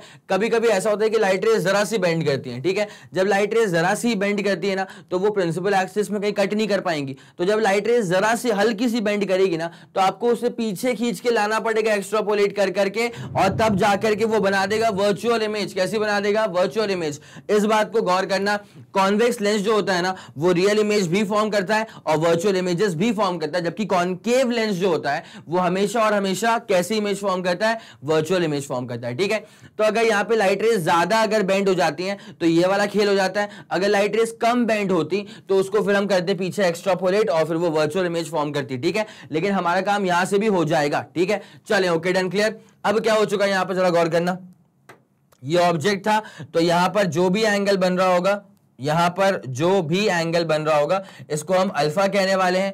इमेज यहां था, यहां पे जो एंगल बनेगा इसको हम बीटा कहेंगे, और ये सेंटर ऑफ कर्वेचर था, ये जो भी एंगल बनेगा इसको क्या बोलेंगे, गामा, ठीक है। चलेगा आपको इतना। उसके बाद लाइट रेज जा रही है, स्ट्राइक कर रही है, फिर ऐसे रिफ्लेक्ट होकर के वहां पे आके बेंड हो जाएगा और फिर वहां पे इमेज फॉर्म हो रही है आई के बराबर, ठीक है। अब जरा गौर करिए, ऑब्वियसली यहां से अगर मैं एक परपेंडिकुलर ड्रॉप करूंगा तो उसका नाम हमने क्या लेके रखा हुआ है, एम। इसको मैं क्या बोल दूंगा, पी। इनका सेपरेशन डिस्टेंस जो है ना वो एकदम बहुत बहुत छोटा सा है, तो it is just very less, ठीक है। अब क्या होगा कि आप डिस्टेंस m से मेजर करो या p से मेजर करो, एक ही बात हो जाएगी, ठीक है। अब यहां पर लॉजिक क्या बन रहा है कि लाइट रेज ट्रैवल कहां से कर रही है, तो लाइट रेज ट्रैवल कर रही है डेंसर मीडियम से μ2, और लाइट रेज इवेंचुअली ट्रैवल कहां कर जा रही है, तो लाइट रेज इवेंचुअली ट्रैवल कर जा रही है रेयरर मीडियम में, पक्का। चलो, अब इसका फॉर्मूला कैसे लिखा जाए, इसका फॉर्मूला क्या होगा, वही वाली कहानी है, बिल्कुल एग्जैक्टली सेम कहानी है, आपको बस साथ देना पड़ेगा। लाइट रेज सर ट्रैवल कहां से कर रही है, तो लाइट रेज ट्रैवल कर रही है डेंसर मीडियम से, ओके। लाइट रेज ट्रैवल कहां से कर रही है, डेंसर से। अब तुमने सोचा कि अच्छा अगर लाइट रेज डेंसर से ट्रैवल कर रही है मतलब डेंसर में रखा होगा ऑब्जेक्ट, मैंने बोला बहुत बढ़िया सोच रहे हो तुम, डेंसर में रखा है ऑब्जेक्ट, ठीक है। अब ऑब्जेक्ट डिस्टेंस कैसा होता है, नेगेटिव होता है। ये फर्स्ट टर्म ही जनरेट करना पड़ता है, उसके बाद तो रेप्लिका चलता है, ठीक है। डेंसर से लाइट रेज आ रही है तो μ2 क्यों आ रही है, बिकॉज डेंसर में रखा होगा ऑब्जेक्ट तो u, और u का मतलब क्या होता है, ऑब्जेक्ट डिस्टेंस, वो यूजुअली क्या होता है, नेगेटिव होता है। उसके बाद माइनस का रेप्लिका प्लस, μ2 का रेप्लिका μ1, उसके बाद u का रेप्लिका क्या आ जाएगा, u का मतलब होता है ऑब्जेक्ट डिस्टेंस, तो अब मैं यहाँ पे क्या लिखूंगा, इमेज डिस्टेंस। क्या लिखूंगा, इमेज का डिस्टेंस, इक्वल टू क्या हो जाएगा, μ1 चल रहा है पॉजिटिव, μ2 चल रहा है नेगेटिव, तो ये हो जाएगा μ1 माइनस μ2 अपॉन नीचे क्या आ जाएगा, रेडियस ऑफ कर्वेचर r। नीचे क्या आ जाएगा, रेडियस ऑफ कर्वेचर r। ये रहा फॉर्मूला सब, ठीक है। और ये फॉर्मूला कब आ गया, ये फॉर्मूला आ गया है जब लाइट रेज ट्रैवल कर रही है फ्रॉम डेंसर टू रेयरर। अब मेरी बात पे जरा गौर करना, कॉन्वेक्स में जब लाइट रेज ट्रैवल करती हैं from rarer to denser, formula बता चुका था, वही फॉर्मूला होगा जब लाइट रेज कॉन्केव में ट्रैवल करेंगी फ्रॉम रेयरर टू डेंसर, ठीक है। अब जब लाइट रेज ट्रैवल करती है from denser to rarer convex में, तो ये वाला फॉर्मूला होता है। अब एग्जैक्टली सेम फॉर्मूला रहेगा जब लाइट रेज ट्रैवल करेंगी कॉन्केव में फ्रॉम डेंसर टू रेयरर, ठीक है। तो ऐसी वाली कहानी होती है भाई साहब। तो ये वाला आप फॉर्मूला नोट कर लीजिए जल्दी से जल्दी, तुरंत से पहले कर लिया होगा, ओके डन क्लियर। ये थी पूरी कहानी from light rays, for light rays travelling from denser to rarer medium at a convex refracting surface, ठीक है। सेम कहानी है बट कॉन्केव के लिए। अब जो कहानी हम पढ़ने वाले हैं वो पढ़ने वाले हैं फॉर कॉन्केव, ठीक है। डायग्राम बहुत जबरदस्त बन जाता है, इसका ध्यान देते हुए चलना, ठीक है। जब कॉन्केव की बात करोगे, थिक कॉन्केव, ठीक है। नॉर्मल कॉन्केव कैसे होते हैं, ऐसे होते हैं। अगर थिक कॉन्केव कर दोगे तो क्या ही हो जाएगा, ऐसा हो जाएगा। और कुछ थिक कॉन्केव कैसा हो जाएगा, ऐसा हो जाएगा। जब लाइट रेज, देखो ये तो अपने पास होगी प्रिंसिपल एक्सिस, ठीक है। जब लाइट रेज ट्रैवल कर रही होंगी फ्रॉम रेयरर टू डेंसर, तो ये वाला होगा एंट्री सेक्शन। ये वाला क्या होगा बेटा, एंट्री मतलब लाइट की एंट्री, ठीक है। और ये वाला लाइट रेज यहां से निकलेंगी तो एग्जिट सेक्शन, एग्जिट मतलब लाइट का एग्जिट, ठीक है। उसके बाद जब लाइट रेज एंटर कर रही होंगी तो वो ऑब्वियसली ट्रैवल कर रही है रेयरर मीडियम से डेंसर मीडियम में, ठीक है, पक्का। मतलब लाइट रेज ट्रैवल कर रही है R से D तक। उसके बाद जब लाइट रेज एग्जिट ले रही होंगी तो आप इससे कंसर्न होंगे, पक्का। जब लाइट रेज एग्जिट ले रही होंगी तो light rays will be travelling from denser to rarer medium, ठीक है। डेंसर के लिए आप ऑब्वियसली क्या यूज करते हैं, इंडेक्स μ2, और रेयरर के लिए आप क्या इंडेक्स यूज करते हैं, μ1, ठीक है। तो जब मैं आपसे एंट्री की बात करूंगा, मतलब जब मैं आपसे बात करूंगा लाइट रेज की, ऐसी लाइट रेज की जो रेयरर से आ रही होंगी डेंसर में, मतलब मैं इससे कंसर्न हूं। मैं किससे कंसर्न हूं, मैं इस वाले सेक्शन से कंसर्न हूं। जब मैं एंट्री की बात करूंगा तो मैं यहां से कंसर्न दूंगा, पक्का। और जब एग्जिट की बात करूंगा तो दिखा दूंगा कि वहां से कंसर्न दूंगा। इतनी बात समझ में आ रही है क्या, पक्का आ रही है समझ में, तो आगे बढ़ता हूं फिर, है ना। अब डायग्राम चेक कर, डायग्राम चेक कर, ठीक है। डायग्राम में क्या होने वाला है, डायग्राम ही तो है रे ऑप्टिक्स में, तरीके से देख लो काम एकदम हो जाता है। देखिए भैया, एंट्री की बात हो रही है, किसकी बात हो रही है, एंट्री की बात हो रही है, ठीक है। अब यहां पे सबसे पहले तो बनाओ उसका प्रिंसिपल एक्सिस एकदम जोरदार सा, क्या बात है, ठीक है। अब क्या होने वाला है, एक बात तो श्योर है भाई, इसका कर्वेचर ऐसा है ना, इसका जो है, इसका जो कर्वेचर है वो ऐसा है कि इसका सेंटर ऑफ कर्वेचर लेफ्ट में पड़ने वाला है। कहां पड़ने वाला है, लेफ्ट में। कहां पड़ने वाला है, लेफ्ट में, ठीक है। अब यहां कहीं अपन रख देते हैं इसका ऑब्जेक्ट, हल्का सा दूर रखते हैं, बिकॉज डायग्राम पूरा यहां पर डायग्राम जो होगा वो पूरा सिमट जाएगा लेफ्ट हैंड साइड में, ठीक है। इसलिए मैंने यहां पे स्पेस छोड़ दिया, ठीक है। अब ऑब्जेक्ट से निकलती हैं लाइट रेज, क्या निकलती हैं, लाइट रेज, ठीक है। चलो थोड़ा सा नीचे बेंड करवाएंगे ना उसको, क्या बात। तो ये लाइट रेज जा रही है ऑब्जेक्ट से, ठीक है। जब लाइट रेज यहां पे जाके टकराएंगी, इसको हम बोलते हैं पॉइंट ऑफ इंसिडेंस, और पॉइंट ऑफ इंसिडेंस पे हमको प्लॉट करना पड़ता है नॉर्मल। नॉर्मल एक ऐसी वर्चुअल लाइन होती है जो कि सेंटर ऑफ कर्वेचर से पास करती है, तो सेंटर ऑफ कर्वेचर से पास करवाएंगे इसको अभी कुछ इस तरह, सेंटर ऑफ कर्वेचर से पास कर जाएगी, और फिर इसको तो हम कहते हैं नॉर्मल। क्या कहते हैं इसको, normal. It's as simple as that, ठीक है। अब जरा एक बहुत ही प्यारी बात तेरे को बता रहा हूं, जब लाइट रेज ट्रैवल करेंगी फ्रॉम रेयरर टू डेंसर, तो वो कहां बेंड हो जाती हैं, टुवर्ड्स द नॉर्मल। कहां बेंड हो जाती हैं, टुवर्ड्स द नॉर्मल। जरा गौर करना, वैसे तो लाइट रेज निकल जाती कहीं इस तरफ, ठीक है, बस एक पॉइंट डाल रहा हूं और कुछ नहीं कर रहा हूं। वैसे अगर ये बीच में कुछ नहीं आता ना, अगर ये झमेला अगर नहीं हुआ होता तो लाइट रेज कुछ इस तरह पास करते करते वहां निकल जाती, ठीक है। बट लाइट अब बेंड हो जाएगी टुवर्ड्स द नॉर्मल, तो जब लाइट ऐसे बेंड हो जाएगी टुवर्ड्स द नॉर्मल, तो अब मैं करूंगा इसको पीछे की तरफ एक्स्ट्रापोलेट। और आपको पता है, देखो क्या हुआ है, अभी लाइट रेस हल्की सी बेंड हो गई टुवर्ड्स द नॉर्मल, जो वहां नॉर्मल की तरफ बेंड हुई ना, उसको मैंने पीछे करा एक्स्ट्रापोलेट, यहां पर बन गई इमेज, पक्का यहां बन गई इमेज। अब क्या होता है, ये यार कौन सा कलर कर ले, येलो, ये जो एंगल बन रहा है मैंने हमेशा सेम रखा अपना फंडा, ऑब्जेक्ट के पास का एंगल अल्फा, इमेज के पास का जो एंगल है वो बीटा, और सेंटर ऑफ कर्वेचर के पास का जो एंगल है वो गामा, ठीक है। यहां से अगर आप एक परपेंडिकुलर ऐसे करके ड्रॉप कर भी देंगे, उसका नाम m रख देंगे, इसका नाम p रख देंगे, दोनों बहुत पास पास के पॉइंट्स होने वाले हैं, ठीक है, कोई दिक्कत वाली बात तो नहीं है। अब जरा गौर करिएगा, यहां से ऑब्जेक्ट की दूरी -u मतलब u, ठीक है, उसके बाद पीछे आएंगे इमेज की तरफ तो v हो जाएगा, पीछे आएंगे सेंटर ऑफ कर्वेचर की तरफ तो r हो जाएगा, ठीक है। अब आपको एक बात पता होनी चाहिए कि लाइट रेज ट्रैवल कर रही हैं फ्रॉम रेयर टू डेंसर, मतलब यहां पर जो इंडेक्स होगा वो μ1 होगा, because this is the index of the rare medium, और यहां पर जो इंडेक्स होगा वो μ2 होगा, because this is the index of the denser medium, this is the index of the denser medium. क्या आपको समझ में आ रहा है, अंदर पूरा ग्लास भरा हुआ है ना, अंदर पूरा क्या भरा हुआ है, ग्लास लेंस भरा हुआ है, ठीक है। अब जरा गौर करना, जब ये वाला रे डायग्राम कंप्लीट हो गया है, अब जरा गौर करो कि लाइट रेज ट्रैवल कहां से कर रही है, तो लाइट रेज ट्रैवल कर रही है from rare medium to denser medium. अगर लाइट रेज ट्रैवल कर रही है रेयर मीडियम से, तो रेयर का इंडेक्स क्या होता है भाई साहब, μ1, ठीक है।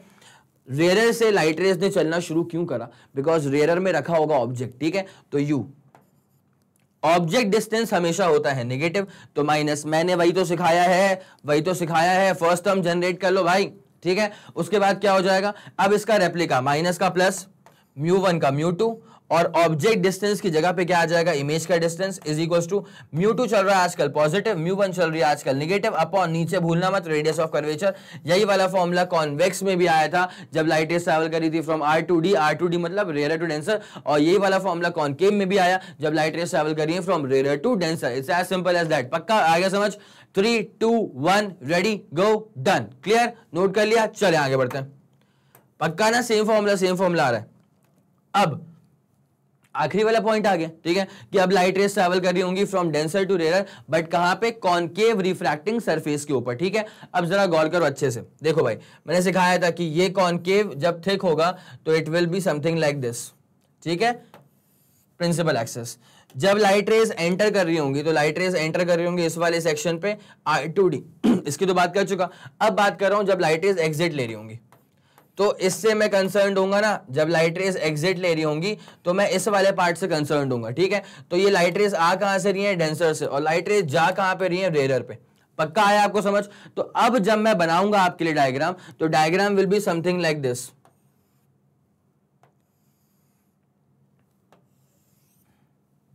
पक्का? बिकॉज अब आप किससे कंसर्न है, अब आप एग्जिट वाले एरिया से कंसर्न है। एग्जिट वाला एरिया ये रहा ना भाई, छोड़ आए हम वो गलियां, इनको छोड़ दो, बिकॉज एंट्री तो हमारी हो चुकी है, अब है एग्जिट, ठीक है। तो वो तो अपने ऊपर रहता है, एग्जिट ये वाला हिस्सा है, ठीक है। तो जब एग्जिट ले रहे होंगे तो एंट्री के बारे में थोड़ी सोचेंगे।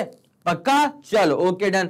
तो बस यहां पे एग्जिट वाला सेक्शन, ये वाला सेक्शन है, इस पर करना पड़ेगा आपको फोकस, ठीक है ना। चलो अब जरा इसको निपटाते हैं और बढ़ते हैं इसके प्रॉपर डायग्राम की तरफ, ठीक है। इससे पहले एक सेकेंड, अभी जो आपको मैंने ये वाला करवाया था रेयर डेंसर से रेयर, हाँ ये वाला, एक बार अगर आप चाहें ना तो एक बार इसको ऐसे लिख लेना कि सर ये वाला सर ने क्या बोला है कि एग्जिट है, और अभी हम एग्जिट पे ही कंसर्न्ड है, और डेंसर से आ रही है लाइट रेज मतलब μ2, और रेयर में जा रही है मतलब μ1। आया ये समझ में? एक बार चाहो उसको जरा नोट कर लो प्लीज। कर लिया होगा? चलो ठीक है, अब जरा आगे बढ़ा जाएगा। अब इसके आते हैं प्रॉपर रे डायग्राम के ऊपर, चलें आगे बढ़े। चलो अब देखना बड़े इत्मीनान से, एग्जिट ले रहे हैं ना, बताया था अभी, जब एग्जिट लेंगे तो हम जिससे कंसर्न होंगे एग्जिट वाला पार्ट, मतलब ऐसा बनाना पड़ेगा,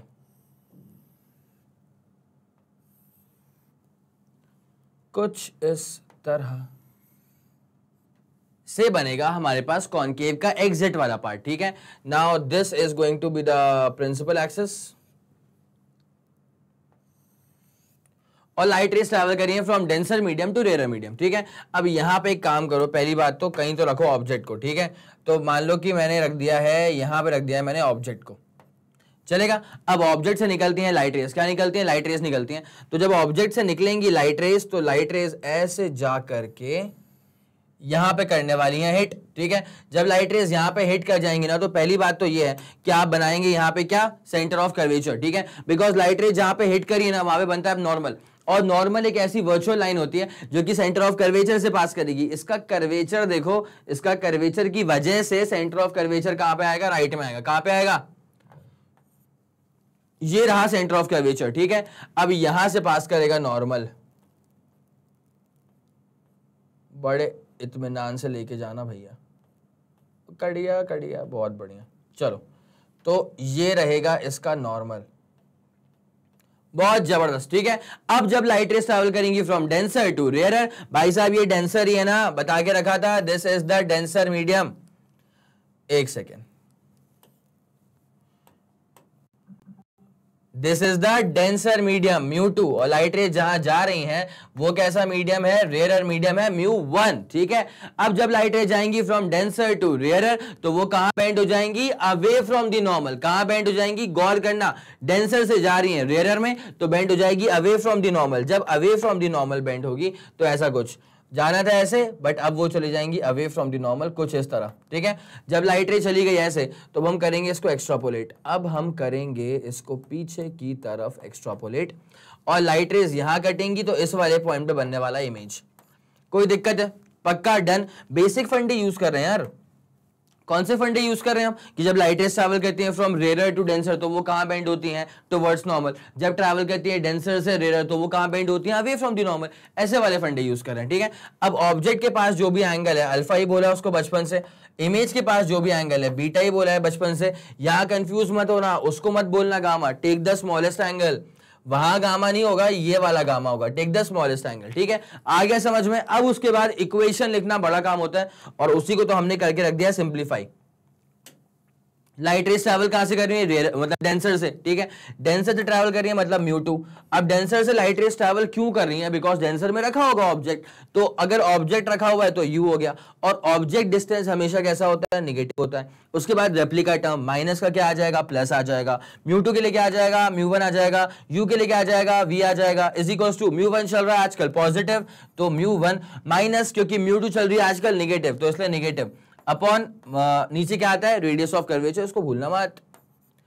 खत्म। यही तो होता है फॉर्मूला, यही तो था फॉर्मूला, ठीक है। चलिए अब इसको जरा जल्दी से जल्दी इसको नोट कर लीजिए, फिर आगे बढ़ेंगे, ठीक है। हो गया होगा मेरे ख्याल से। ओके, 3 2 1 रेडी गो, डन, ठीक है, हो गया। आगे बढ़े अब, चले। तो ये सारे के सारे फॉर्मूले जो थे वो आपको समझ में आ गए, ठीक है।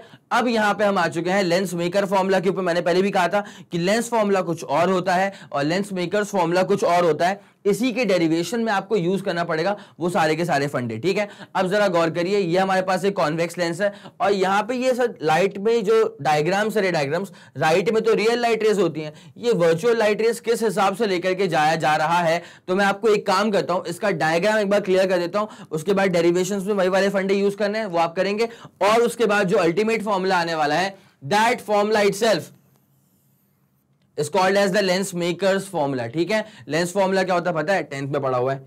लेंस फॉर्मूला होता है 1/f = 1/v - 1/u, ठीक है। और अगर प्लस आएगा मतलब मेरा फॉर्मूला हो जाएगा, ठीक है।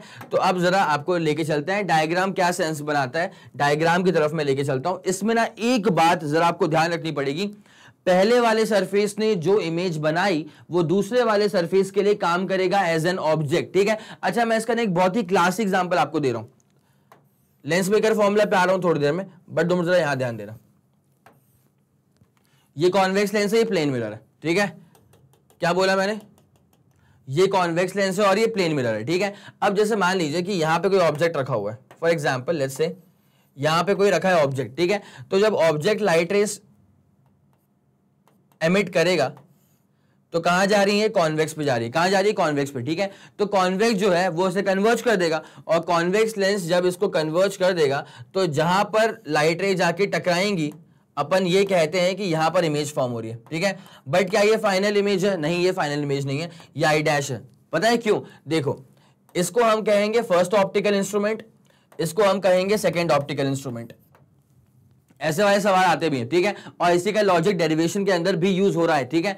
देखो, लाइट रेज आएंगी from left hand side to right hand side. जब आप ऐसे चलते हुए आओगे ना, तो ये आपको पहली मिली, तो ये कौन बन गई? पहली वाली। उसके बाद कौन मिली? ये मिली, तो ये कौन बन गई? दूसरी वाली। अब पहली वाली ने जो इमेज फॉर्म करा है, अब मेरी बात को सुनना, लूप पे लगा लेना। पहले वाले ऑप्टिकल इंस्ट्रूमेंट ने जो भी इमेज फॉर्म करवा दी है, that image will act as an object for the second वाला ऑप्टिकल इंस्ट्रूमेंट। आया समझ? तो पहले वाले ऑप्टिकल इंस्ट्रूमेंट ने जो भी इमेज फॉर्म करवा दी है, अब ये जो इमेज है ना, ये इस प्लेन मिरर के लिए काम करेगी एज एन ऑब्जेक्ट, ठीक है। तो अब प्लेन मिरर इसको मानेगा ऑब्जेक्ट, है ना। और प्लेन मिरर में क्या खास बात होती है? अगर 10 सेंटीमीटर आगे रखा है ऑब्जेक्ट, तो इमेज क्या बनाएगा? 10 सेंटीमीटर पीछे, ठीक है। तो अब जो प्लेन मिरर है, ये इसको मानेगा, आई डैश को मानेगा एज एन ऑब्जेक्ट, और इसकी इमेज बनाएगा, जैसे मान ले यहां बना दी।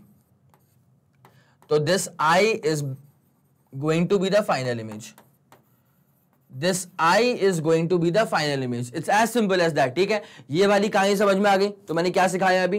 पहले वाले ऑप्टिकल इंस्ट्रूमेंट ने या पहले वाले सरफेस ने जो भी इमेज बनाई, वो दूसरे वाली के लिए काम करेगा एज एन ऑब्जेक्ट, और दूसरी वाली इसको मानेगी एज एन ऑब्जेक्ट, और फिर जो इमेज फॉर्म करेगी, that is going to be the final image, ठीक है। अब जो मैंने बोल के रखा है, इसको तरीके से सुन लेना वापस से, जो बना के रखा है उसको नोट कर लेना। अब तुमको मैं दिखाता हूं कि जो वहां पे डायग्राम बना हुआ था ना लेंस मेकर फॉर्मूला में, उसका मतलब क्या था। ये छाप लिया आप लोगों ने? पक्का? डन? Okay, clear. अब देखिए जरा, डायग्राम ऐसा कुछ बना हुआ था, कॉन्वेक्स लेंस यूज किया है, एक पॉइंट साइज ऑब्जेक्ट लेके रखा हुआ है, एक जगह आ रहा है आई डैश, एक जगह आ रहा है आई, ठीक है। अब मैंने भी तो वैसे ही किया था, यहां देखना ना, मैं भी तो लेके आया था आई डैश और आई को, ठीक है। इसलिए मैं कह रहा हूं कि जो यहां पे बना के रखा हुआ है ना, इसको मैं रिलेट करने वाला हूं दरअसल इस वाले फंडे के साथ, ठीक है। अब क्लियर करता हूं उसको। अब सुनो, वो डायग्राम क्या था। जैसे मान लो you have a convex lens, हमारे पास क्या है? कॉन्वेक्स लेंस है, ठीक है, और यहां से पास कर रहा है प्रिंसिपल एक्सिस। जाने दो, ठीक है। अब क्या होगा पता है? जैसे मान लीजिए कि यहां पे आपके पास कोई ऑब्जेक्ट रखा हुआ है, पॉइंट साइज ऑब्जेक्ट है, छोटा सा ऑब्जेक्ट है, ठीक है। एक पॉइंट साइज ऑब्जेक्ट मेरे पास यहां रखा हुआ है ना। अब यहां से निकलती हैं लाइट रेज। कौन निकलती हैं? यहां से निकलती हैं लाइट रेज, ठीक है।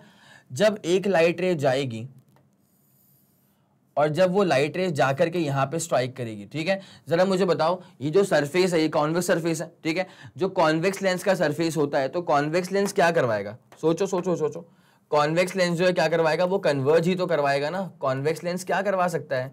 कन्वर्ज ही करवा सकता है, ठीक है। लाइंस को थोड़ा पतला ले लेते हैं। जो कॉन्वेक्स लेंस है वो क्या करवाएगा? लाइट रेस को वो कन्वर्ज ही करवाएगा ना। अब सुनो क्या हो रहा है। लाइट रेस यहां पहुंच गई हैं, तो जो पहला वाला ऑप्टिकल इंस्ट्रूमेंट है, जो पहला वाला सरफेस है ना, वो लाइट रेस कन्वर्ज करवाएगा। तो वो कुछ इस तरह से होगा काम। सही बात है। इतना हुआ, लेकिन उतने में क्या हो गया कि दूसरी वाली आ गई, ठीक है। तो इसको हम बोलेंगे पहली वाली। ये होगी हमारी पहली वाली ऑप्टिकल इंस्ट्रूमेंट, ठीक है, और ये होगी हमारी दूसरी वाली ऑप्टिकल इंस्ट्रूमेंट, ठीक है। जब पहली वाली ने ऐसे कन्वर्ज, क्योंकि बिकॉज कॉन्वेक्स है ना, तो पहली वाली भी कॉन्वेक्स ही है, जब वो कन्वर्ज करवाएगी ना, तो लाइट रे ऐसे झुक गई, ठीक है। लेकिन इतने में दूसरी वाली आ गई। अब जरा फर्ज करो अगर दूसरी वाली नहीं आती, तो लाइट रे झुक चुकी है, तो लाइट रे इसी पाथ को फॉलो करते करते अल्टीमेटली इमेज यहां फॉर्म करवाती। इसको हम कहते हैं आई डैश। क्या कहते हैं? आई डैश कहते हैं। लेकिन हुआ क्या? दूसरी वाली आ गई। अब दूसरी वाली जब आ गई, तो दूसरी वाली भी कॉन्वेक्स का ही पार्ट है, तो वो भी कन्वर्ज ही करवाएगी। तो दूसरी वाली भी लाइट रेस को कन्वर्ज करवा देगी। अल्टीमेटली लाइट रेस यहां टकराएंगी, ये बन जाएगी फाइनल इमेज। आया समझ के? नहीं आया? पक्का आ गया। तो भैया ऑप्टिकल सेंटर से, ये तो मैंने लिख दिया ऑब्जेक्ट, ठीक है। अगर आप ऑप्टिकल सेंटर से दूरी मेजर करते हैं ऑब्जेक्ट की, तो यू कहा जाता है इसको, ठीक है। अगर आप ऑप्टिकल सेंटर से फाइनल इमेज को देखेंगे तो इसको वी कहा जाएगा। अगर आप ऑप्टिकल सेंटर से भागेंगे उस पॉइंट की तरफ जहां पर इमेज सिर्फ पहली वाली फॉर्म करती, तो इस डिस्टेंस को V1 कहा जाएगा, या V dash whatever you feel like, ठीक है। तो ये डायग्राम जो यहाँ पे बना करके रखा हुआ है, ये V और V डैश और U का, ठीक है। अब ये चीज आप लोग को पूरी मेरे ख्याल में समझ में आ गई होगी।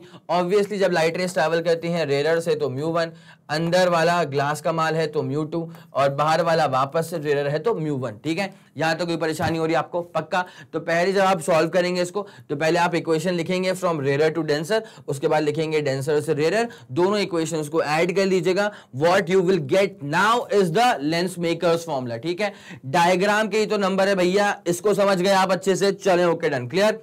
इसको नोट कर लो, प्लीज नोट कर लो, बहुत इंपॉर्टेंट है। 3 2 1 रेडी गो डन। चलें,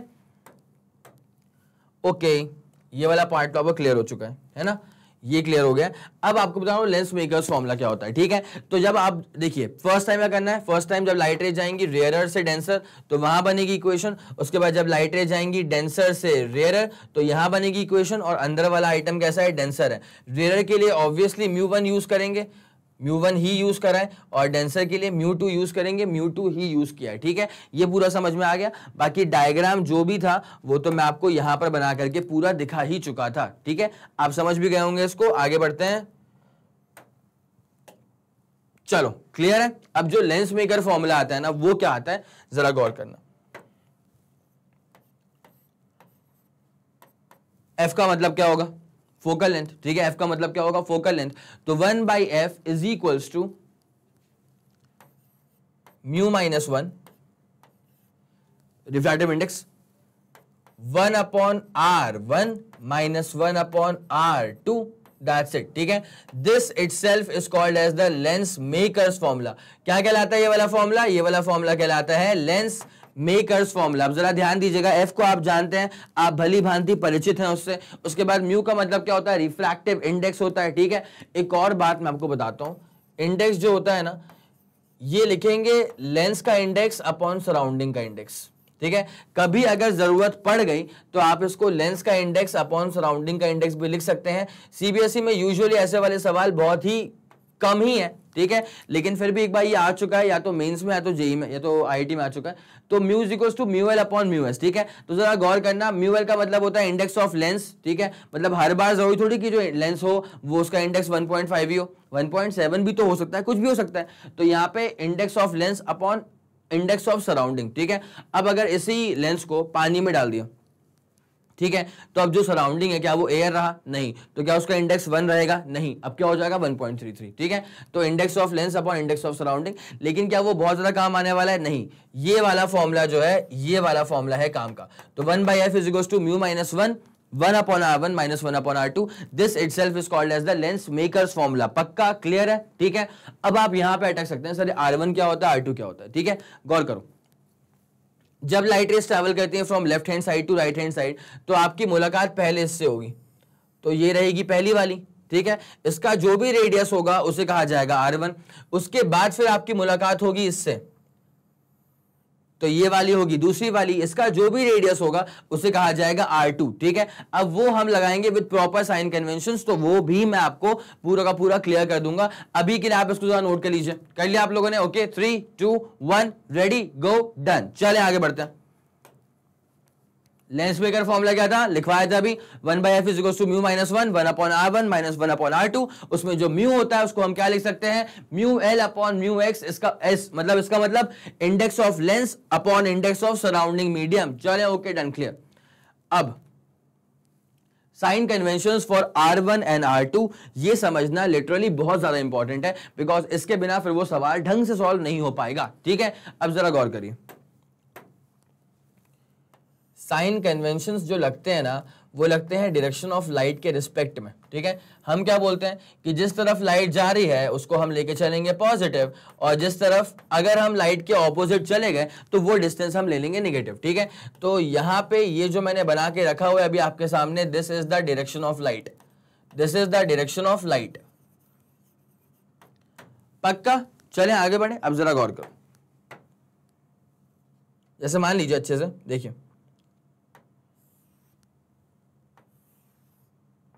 ये बनाया हमने कॉन्वेक्स लेंस। क्या बना दिया हम लोगों ने, ये कॉन्वेक्स लेंस बना दिया। ठीक है, जब ये कॉन्वेक्स लेंस हो गया है तो जब लाइट रेस ट्रैवल कर रही होंगी, इसको जरा यहां बनाता हूं, देखो ये बनाया मैंने कॉन्वेक्स लेंस। ये रहा इसका प्रिंसिपल एक्सिस, ठीक है। अब जब लाइट रेस ट्रैवल करूंगी फ्रॉम लेफ्ट हैंड साइड तो ये वाला हो जाएगा फर्स्ट सरफेस और ये वाला हो जाएगा सेकंड वाला सरफेस। आ गया समझ? तो ये वाला हो गया फर्स्ट, ये वाला हो गया सेकंड, ठीक है।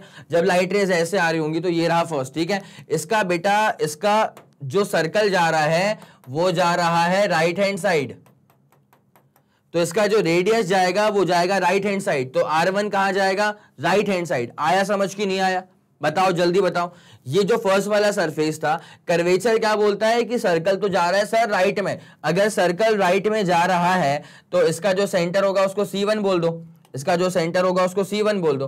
तो यहां से लेकर के ये जो दूरी है तो R1 तो पॉजिटिव हो गया ना, R1 कैसा हो गया? पॉजिटिव हो गया। उसके बाद क्योंकि आप लाइट के साथ साथ गए ना, लाइट का डायरेक्शन ऊपर लिखा के रखा हुआ है, ठीक है।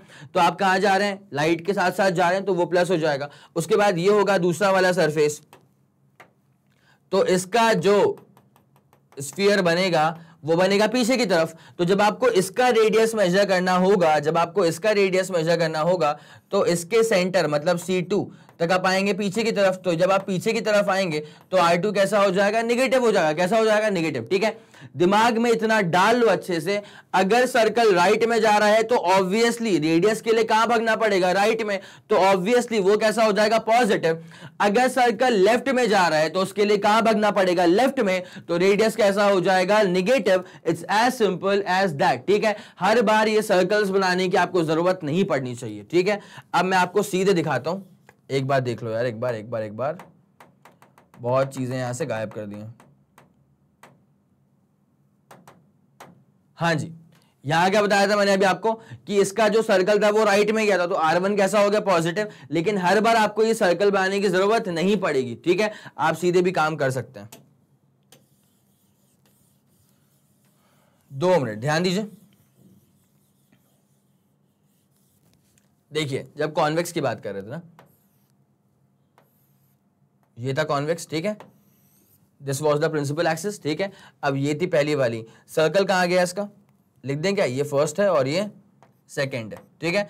अब जरा गौर करना अच्छे से, इसका सर्कल कहां गया फर्स्ट वाली का? बिकॉज लेफ्ट से आ रही है लाइट रेस, ठीक है। ये था फर्स्ट वाला।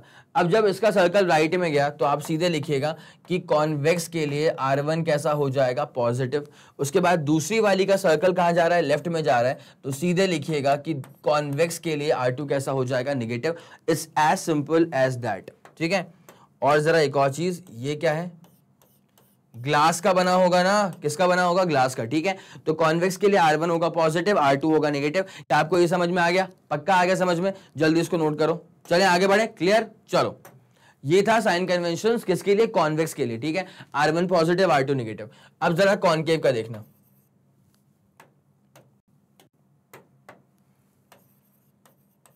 जब आप कॉनकेव लेंस की बात करेंगे ना, तो कॉनकेव लेंस में क्या होने वाला है? देखो, ये रहेगा आपके पास कॉनकेव लेंस, ठीक है। ये रहा आपके पास कॉनकेव लेंस। उसके बाद ये रहेगा इसका प्रिंसिपल एक्सिस, ऑब्वियसली। अब जब लाइट रेज आ रही होंगी from left hand side to right hand side, तो ये रहेगा फर्स्ट वाला सरफेस और ये रहेगा सेकेंड वाला सरफेस। कोई दिक्कत वाली बात तो नहीं है। अब जरा गौर करो, ये फर्स्ट वाले का सर्कल कहां जा रहा है? पीछे की तरफ जा रहा है, तो इसका रेडियस भी कैसा हो जाएगा? निगेटिव। तो R1 कैसा लेके चलेंगे? माइनस। पक्का?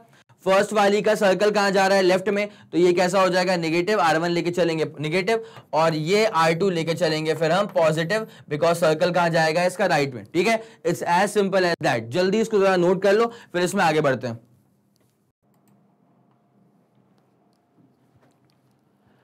चलिए, तो ये वाला काम तो आप लोग का हो चुका होगा। प्रॉपर साइन कन्वेंशंस कॉन्वेक्स का भी दिखा चुका हूं, कॉनकेव का भी दिखा चुका हूं, ठीक है। तो अब जरा इसको गायब किया जाए और सीधे आपको लेके आया जाए अगले वाले क्वेश्चन के ऊपर। एक बार ना एक ही साथ सबको नोट करना तरीके से। अगर कॉन्वेक्स है, अगर कॉनकेव है, तो क्या कहानी होने वाली है? जरा गौर करना। लाइट रेस ट्रैवल करेंगी फ्रॉम लेफ्ट टू राइट, तो इसका R1 कहां जाएगा? पॉजिटिव। तो अगर इसके लिए देखो, ये है फर्स्ट वाला सरफेस, ये है सेकंड वाला सरफेस, ठीक है। यहां पर भी ये है फर्स्ट वाला सरफेस और ये है सेकंड वाला सरफेस, ठीक है। इसके लिए जरा गौर करो अच्छे से। इसका R1 कहां जाएगा? राइट साइड जाएगा, तो R1 कैसा हो जाएगा? पॉजिटिव। उसके बाद इसका R2 कहां जाएगा? लेफ्ट में जाएगा, तो इसका R2 कैसा हो जाएगा? नेगेटिव। ये हो गया R1 R2। उसके बाद जब कॉनकेव की बात करेंगे तो इसका R1 कहां जाएगा? लेफ्ट में, तो R1 कैसा हो जाएगा? नेगेटिव। और उसके बाद जब सेकंड वाली की बात करेंगे तो इसका R2 जाएगा राइट में, तो R2 कैसा हो जाएगा, पॉजिटिव। बस ये वाली कहानी है, ठीक है, प्रॉपर साइन कन्वेंशंस की। इसको जरा नोट करो एक ही साथ, ठीक है, रेडी, 3 2 1 रेडी गो, डन, हो गया होगा। आगे बढ़ते हैं, चलो अब आ जाओ बेटा इस वाले क्वेश्चन के ऊपर, ठीक है। ये क्वेश्चन क्या कहना चाह रहा है, the focal length of a biconvex. Sir ये बाइकॉन्वेक्स क्या होता है, देखिए अगर बाइकॉन्वेक्स है, इक्विकॉन्वेक्स भी कहते हैं, अगर आप बाइकॉन्वेक्स की बात कर रहे हैं ना तो वो बहुत ही सिमेट्रिकल लेंस होता है, वो बहुत ही सिमेट्रिकल लेंस होता है। मतलब जितनी वैल्यू रेडियस R1 की है ना उतनी ही वैल्यू रेडियस R2 की होगी, ठीक है। क्या बोला मैंने, जितनी, साइन कन्वेंशन की बात नहीं कर रहा हूं, साइन तो R1 प्लस होगा R2 माइनस होगा, मैं वैल्यू की बात कर रहा हूं। तो जितनी वैल्यू रेडियस R1 की होगी उतनी ही वैल्यू रेडियस R2 की होगी। ये वेक्टर नहीं है, तो जितनी वैल्यू रेडियस R1 की होगी उतनी वैल्यू रेडियस R2 की होगी। जब सेम ही वैल्यू होगी तो एक काम करना, R बोल लेना, सिर्फ क्या बोल लेना, R बोल लेना। तो यहां पे क्या होने वाला पता है, जब R बोलोगे ना, आप देखो ये पहली वाली है और ये दूसरी वाली है, पहली वाली का रेडियस राइट में जा रहा है तो R1 क्या कहलाएगा इस बार, प्लस का R, ठीक है, और दूसरी वाली का रेडियस लेफ्ट में आ रहा है तो R2 क्या कहलाएगा इस बार, R2 कहलाएगा इस बार minus R। It's as simple as that. क्या आप लोग को ये वाली बात समझ में आ गई है, पक्का, डन। चलें, तो ये वाली कहानी होने वाली है इस सवाल के अंदर, R1 हो जाएगा प्लस का R और R2 क्या हो जाएगा, माइनस का R, ठीक है। अब जरा क्लियर कर लिया इसको, नोट कर लिया इसको, चलें आगे बढ़ते हैं। अब आ रहे हैं बेटा सवाल के ऊपर, ठीक है। तो सवाल ये बोल रहा है कि जो फोकल लेंथ है बाइकॉन्वेक्स लेंस का, this is 2/3 times its radius of curvature. Now find the refractive index of the lens, ठीक है। तो जो भी गिवन है, कंडीशन है, टू फाइंड है, उस पर जरा कूदते हैं तुरंत से पहले। चलो शुरू करें, ध्यान दीजिए बस। बाइकॉन्वेक्स लेंस था, ठीक है, और फोकल लेंथ गिवन है, ठीक है, ऐसा। तो अब जरा गौर करें, जब बाइकॉन्वेक्स लेंस होता है तो अभी करवाया था कि R1 क्या हो जाएगा, राइट में जाएगा तो प्लस का R, तुम भूल तो नहीं रहे हो, और R2 क्या हो जाएगा, माइनस का R, तुम भूल तो नहीं रहे हो भाई, याद रखना है इसको प्लीज, ये बहुत मैटर ऑफ कंसर्न है। R1 कहां जाएगा, राइट में जाएगा ना तो प्लस का R, और R2 कहां जाएगा, लेफ्ट में जाएगा ना तो माइनस का R, ठीक है। ये सेकेंड वाला सरफेस है, ये फर्स्ट वाला सरफेस है। चलो अब जरा गौर करो, ये तो हो गया। उसके बाद क्या गिवन था कि focal length is 2/3 times its radius of curvature, मतलब 2/3 times its radius of curvature, that is 2R/3, ठीक है। अब क्या पूछा हुआ है, फाइंड द रिफ्रैक्टिव इंडेक्स, मतलब पूछा हुआ है कि इंडेक्स की वैल्यू क्या होगी, पक्का। चलें अब जरा आगे बढ़ते हैं, देखो सॉल्व कैसे करेंगे इसको। 1/f is equals to mu minus 1 into क्या हो जाएगा, इंटू हो जाएगा 1/R1 माइनस हो जाएगा 1/R2। अब सारी की सारी वैल्यूज भर दो। देखो बेटा f कितना था, 2R/3, f कितना था, 2R/3, तो 1/f क्या हो जाएगा, 3/2R, पलटी लगा दो उसको, तो ये हो जाएगा 3/2R इज इक्वल्स टू क्या है, म्यू माइनस 1 को बिल्कुल मत टच करना, अभी उसी को तो निकालना है। अब R1 कितना आ चुका था, R1 की वैल्यू आ रही है प्लस R के बराबर, तो R1 को लिखो प्लस R माइनस R2 कितना आ रहा है, जरा गौर करना, R2 कितना आ रहा है, माइनस का R आ रहा है, तो यहां मैं पुट करूंगा माइनस R, तो ये हो जाएगा प्लस, तो ये हो जाएगा प्लस का R। क्या बोलते हो, क्या बोलते हो, इतना आया समझ, ठीक है। अब यहां पे क्या आ जाएगा, 3/2R इज इक्वल्स टू क्या आ जाएगा, म्यू माइनस 1। उसके बाद जरा गौर करना, 1/R प्लस 1/R क्या हो जाएगा, 2/R। क्या मैं सही जा रहा हूं, 1/R प्लस 1/R क्या हो जाएगा, 2/R, ठीक है। अब जिसको जाना है उसको जाना है, तो यहां से R और R अब हमारे बीच नहीं रहे, ठीक है। तो अब जो बचेगा वो क्या बचेगा, जरा गौर करना, 3/2 is equal to 2 times mu minus 1, ठीक है। अब जरा सॉल्व कर लो इसको, तो म्यू माइनस 1 क्या हो जाएगा, 2 पट को नीचे, तो 3/2 इंटू 2, तो क्या हो जाएगा, 3/4 हो जाएगा। It's as simple as that. अब जरा इसको आगे बढ़ाया जाए, ठीक है। देखो देखो देखो, तुरंत से पहले करो यहाँ पे सॉल्व। यहाँ पे क्या हो जाएगा, mu minus 1 is equal to 3/4, तो mu minus 1 is equal to 3/4। अब आपको निकालना है इंडेक्स की value, it's as simple as that.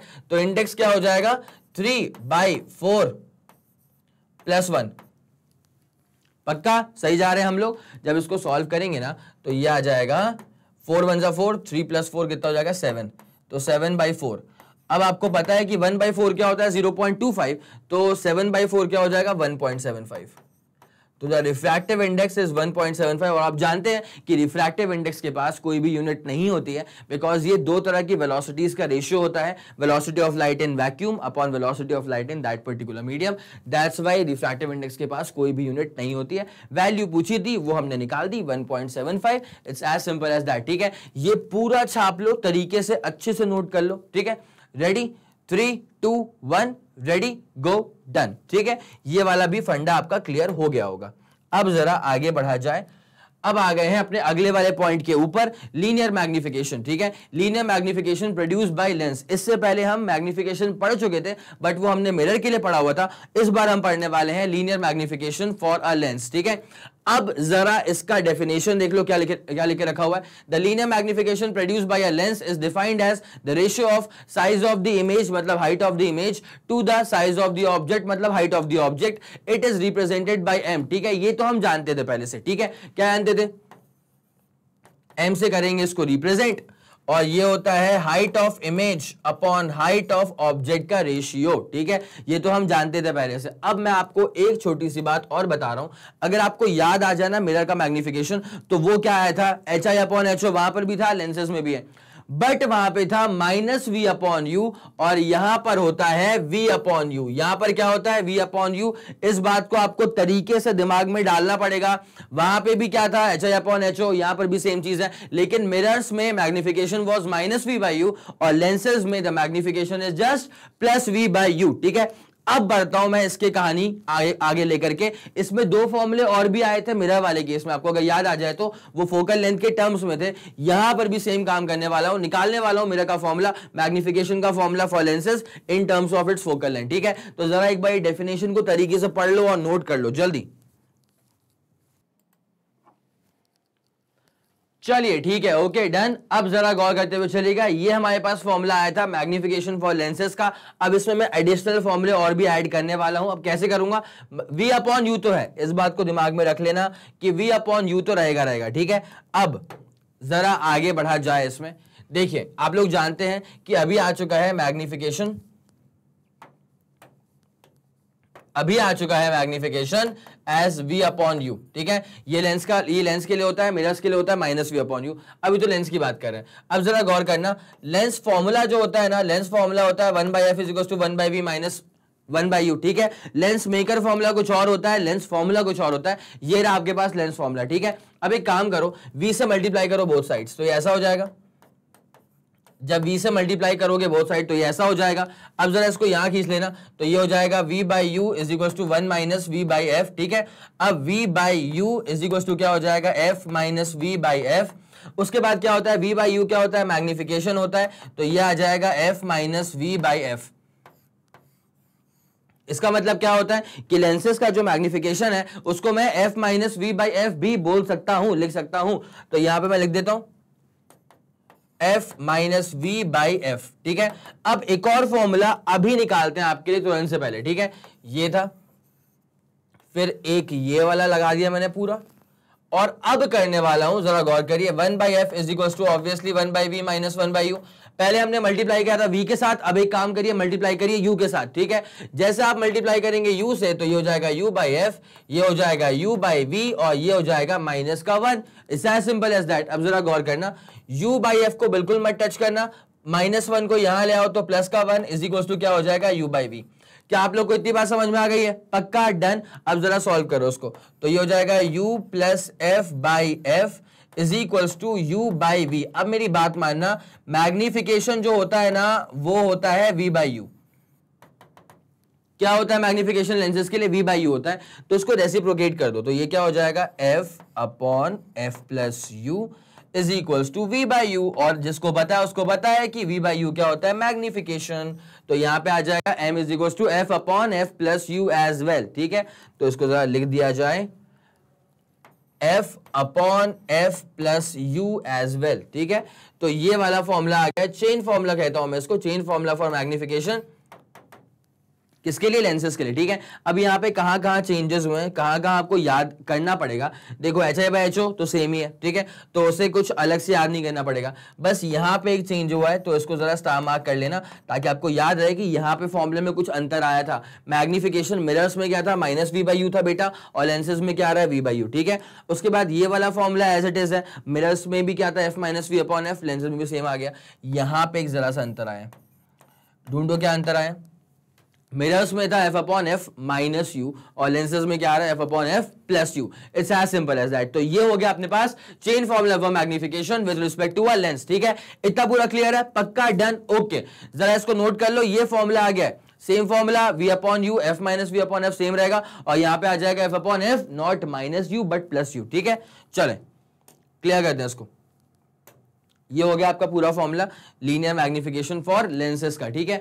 अब आ गए अपने मेन सवाल के ऊपर। आपको पता होना चाहिए, दिमाग में डन कर लेना कि अगर कोई आपसे पूछ ले कि व्हाट इज लेंस फॉर्मूला, अगर कोई आपसे पूछ ले कि व्हाट इज लेंस फॉर्मूला, ये 10th की चीजें हैं, 1/f = 1/v - 1/u, ठीक है।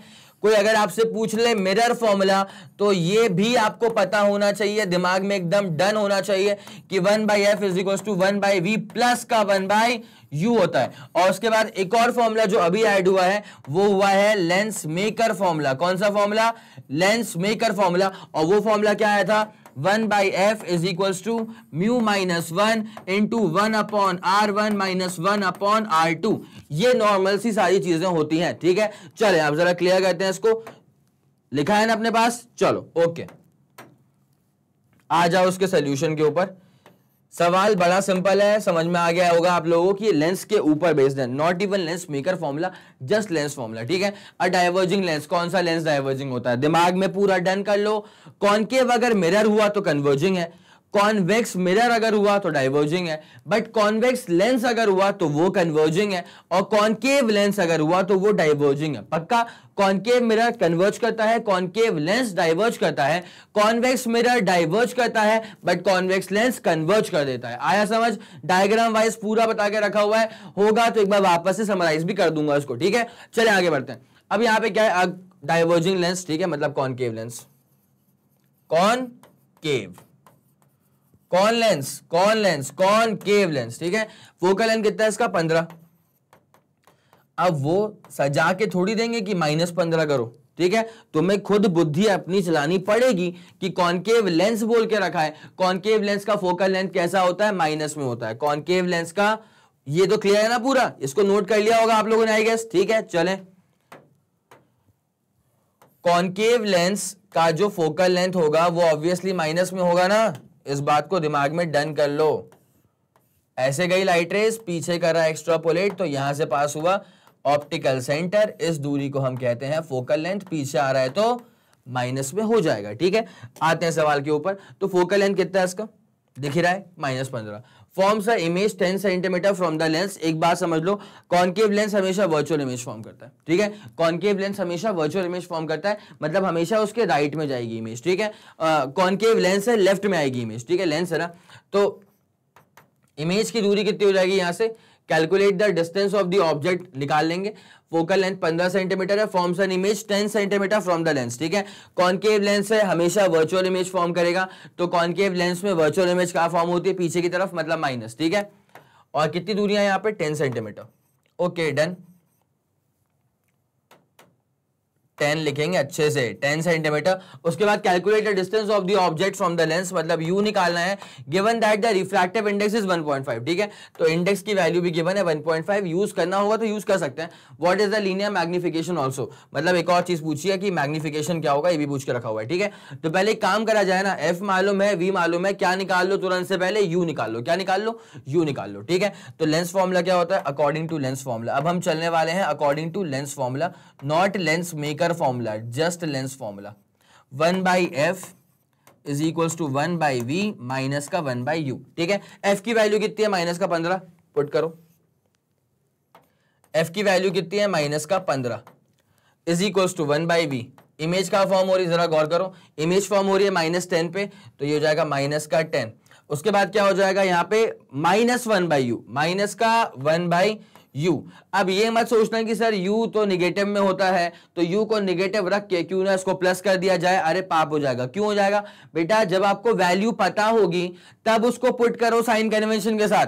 वैल्यू पता है नहीं अभी अपने को, ये खुद हमारे लिए वेरिएबल है, तो बस साइन कन्वेंशन पुट कर दूं, वैल्यू ना पुट करूं, ऐसा नहीं होता। ठीक है, तो यहां पे जब पूरा ज्ञान होगा तभी यहां पे इसको अप्लाई करना। ठीक है, आगे समझ। चलो ये कितना हो जाएगा, माइनस का 1/15, इसको यहां फेंक दो तो ये जाएगा प्लस का 1/10 इज इक्वल टू यहां क्या बचेगा, माइनस का 1/u। क्या आपको इतनी बात समझ में आ गई? तो 1/f is equal to 1/v minus का 1/u। ठीक है, वो वैसे का वैसा रह गया है ना। अब जरा सॉल्व करो उसको, 15 माइनस 10 करोगे तो 5, 15 माइनस 10 करोगे तो 5, और ये आ रहा है ऐसा कुछ। ठीक है, जब काटूंगा तो कितना आएगा, नीचे आएगा 1/30। कितना आएगा, 1/30। तो 1/30 is equal to minus 1/u। Therefore एक बात श्योर है कि u जो है वो कितना आ जाएगा, माइनस का 30 सेंटीमीटर। देख लो ऑब्जेक्ट डिस्टेंस है, निगेटिव में होना इसका लाजमी था, तो माइनस में आ भी रहा है, कोई दिक्कत वाली बात नहीं, सही चल रहा है पूरा। अब क्या पूछा हुआ है, पूछा हुआ है कि what is the linear magnification. क्या पूछा हुआ है, what is the linear magnification. तो मैग्निफिकेशन का फॉर्मूला होता है यहाँ पे not minus V by U. ठीक है, मिरर अगर होता तो माइनस वी बाई यू होता, ये सिर्फ लेंस है तो यहाँ पे सिर्फ आएगा V by U. Now V मालूम है क्या, वी मालूम है क्या, हाँ मालूम है ना कि वर्चुअल इमेज फॉर्म हो रही है 10 सेंटीमीटर की दूरी पे, तो -10 वी कितना हो जाएगा, -10, और यू कितना है बेटा, अभी निकाला सर, माइनस का 30, जिसके वजह से m कितना आ जाएगा 1/3। और मैं आप लोग को ये चीज पहले भी सिखा चुका हूं पार्ट 2 के अंदर कि यहां पे जब ये m आ रहा है प्लस का 1/3, तो प्लस से आपको एक बात समझ में आनी चाहिए, हाँ सर बिल्कुल, जो मिरर में था ना वही लेंस का है। ठीक है, मिरर में भी अगर मैग्निफिकेशन प्लस में आया करता था तो वहां पे हम कहा करते थे कि अच्छा वर्चुअल एंड डायरेक्ट इमेज बना रही हो, वर्चुअल एंड इरेक्ट इमेज बना रही हो। और दूसरा, अब जो उसकी वैल्यू है, just take the modulus, just take the number. ठीक है, तो नंबर कितना है 1/3। अगर नंबर 1 से छोटा होता है तो हम क्या कहते हैं कि अच्छा डिमिनिश्ड इमेज बना रही हो। कैसी बना रही हो, डिमिनिश्ड इमेज, मतलब बहुत ही छोटी इमेज, बहुत ही छोटी इमेज बना रही हो। क्या आपको आया समझ, पक्का, डन। तो ये आपका सवाल पूरा का पूरा सॉल्व हो चुका है, जो पूछा हुआ था सब निकाल दिया। क्या पूछा हुआ था कि सर u क्या होगा, ये रहा आपकी u की वैल्यू। फिर पूछा था कि मैग्निफिकेशन क्या होगा, वो रही आपकी मैग्निफिकेशन की वैल्यू। उसके बाद नेचर भी बता दिया हमने इमेज का, और डायमेंशन भी हमने बता दिया कि डिमिनिश्ड इमेज होगी। आया आपको समझ, पक्का, डन, क्लियर। चलो इसको जरा नोट कर लो, नोट कर लिया होगा, 3 2 1 रेडी गो डन। चले ओके, ये वाला क्वेश्चन तो आपका हो चुका है। अब हमारे पास जो नया टॉपिक, जो अगला टॉपिक आया है वो आया है पावर ऑफ लेंस। क्या आ गया, ये पावर ऑफ लेंस। ठीक है, अच्छा आपको एक बात याद है क्या, मैंने सिखाया था कि रिफ्रैक्टिव इंडेक्स जो होता है ना वो कहीं ना कहीं डील करता है बेंडिंग कैपेसिटी के साथ। कहां से डील करता है, बेंडिंग कैपेसिटी। अगर किसी भी मीडियम का रिफ्रैक्टिव इंडेक्स ज्यादा होगा तो वो लाइट रेस को ज्यादा बेंड कर देगा, अगर रिफ्रैक्टिव इंडेक्स कम होगा तो वो लाइट रेस को कम बेंड करेगा। बस वैसा ही कुछ नेचर जो है ना वो आपको समझ में आएगा पावर ऑफ लेंस के दरमियान। ठीक है, मेरी बात सुनते हुए चलेगा। अगर जैसे मान लीजिए आप कॉन्वेक्स लेंस की बात कर रहे हैं, ठीक है, तो कॉन्वेक्स लेंस कैसा नेचर का होता है, कन्वर्जिंग नेचर का होता है। ठीक है, अगर कॉनकेव लेंस की बात करेंगे उसका नेचर कैसा होता है, डाइवर्जिंग नेचर होता है। इतनी बात आपको समझ में आ रही है, तो जरा एक बार पावर ऑफ लेंस का जो बेसिक फॉर्मूला है ना उसको जरा तरीके से देख लो, जो बेसिक डेफिनेशन है उसको जरा तरीके से देख लो, फिर हम इसमें आगे बढ़ते हैं।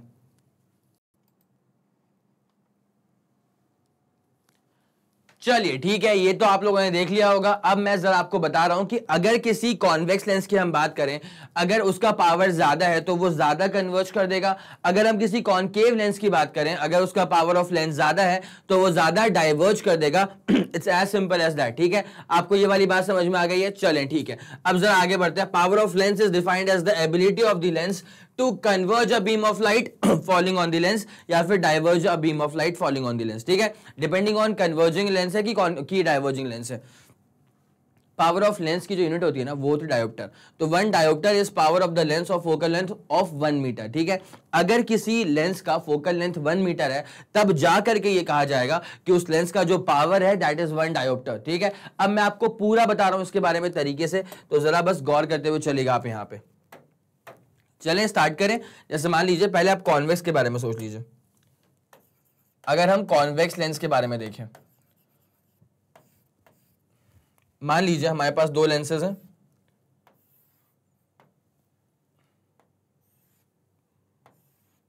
और एक लेंस ये है, ठीक है।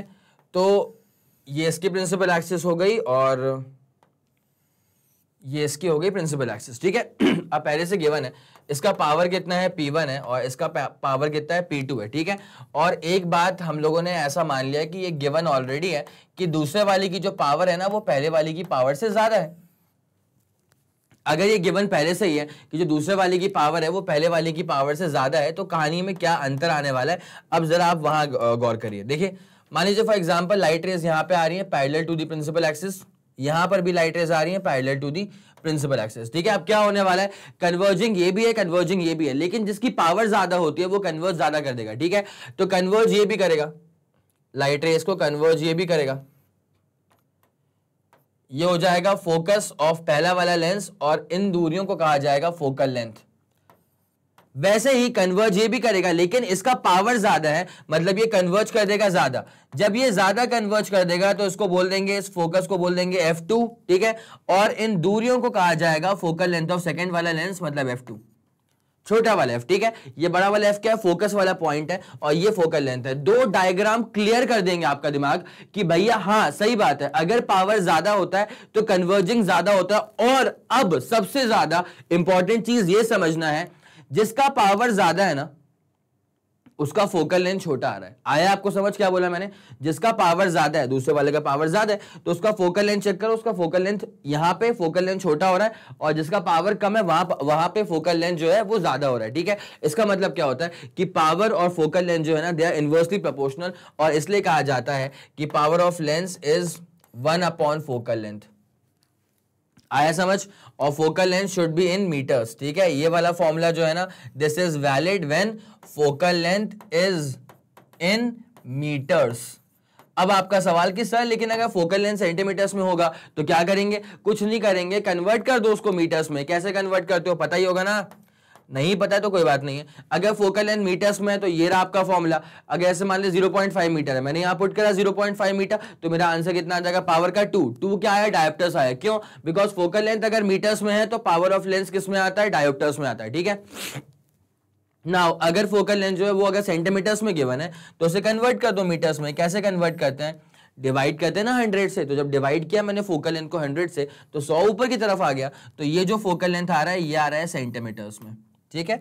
तो ये वाला फॉर्मूला ऐसा रहा। अच्छा फोकल लेंथ सेंटीमीटर्स में है बट उसे कन्वर्ट कर दिया है मैंने मीटर्स में, तो पावर अभी भी किस में आएगी, डायोप्टर्स में। पावर किस में आएगी, डायोप्टर।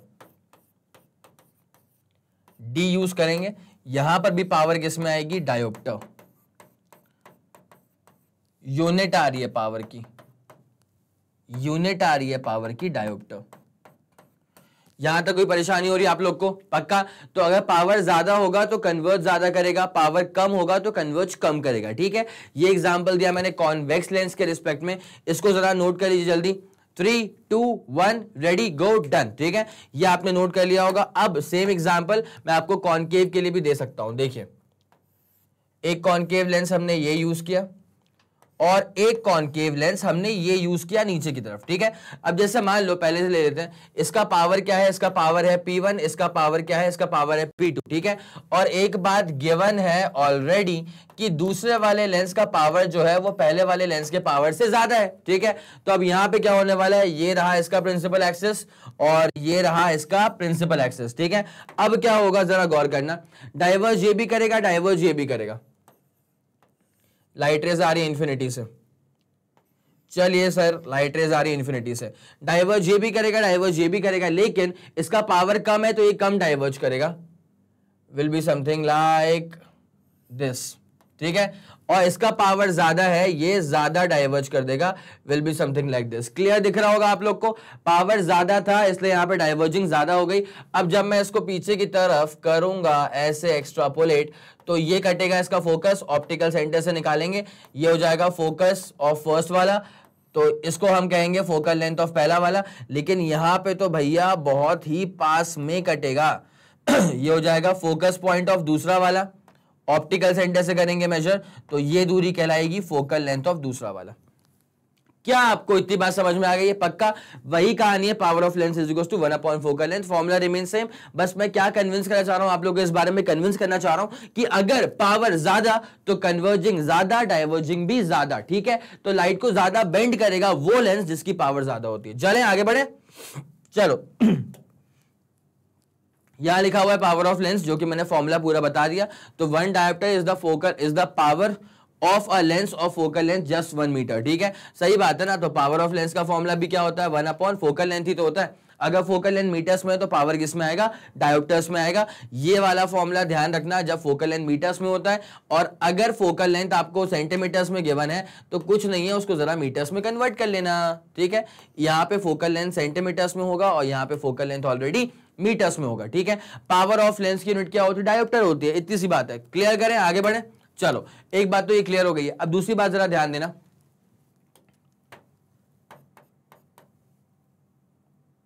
चले आगे बढ़े, अब ध्यान दो। पहला केस समझना, अगर पावर प्लस में आ रहा है इसका मतलब पक्की सी बात है कि फोकल लेंथ प्लस में रहा होगा। क्यों मैंने बोला ऐसा? बिकॉज पावर ऑफ लेंस का फॉर्मूला क्या होता है? 1 अपॉन फोकल लेंथ ना। तो अगर पावर प्लस में आ रहा है इसका मतलब फोकल लेंथ प्लस में रहा होगा, और अगर फोकल लेंथ प्लस में रहा है तो कौन सा ऐसा लेंस है जिसका फोकल लेंथ प्लस में रहता है? ऑब्वियसली कॉन्वेक्स लेंस, ठीक है?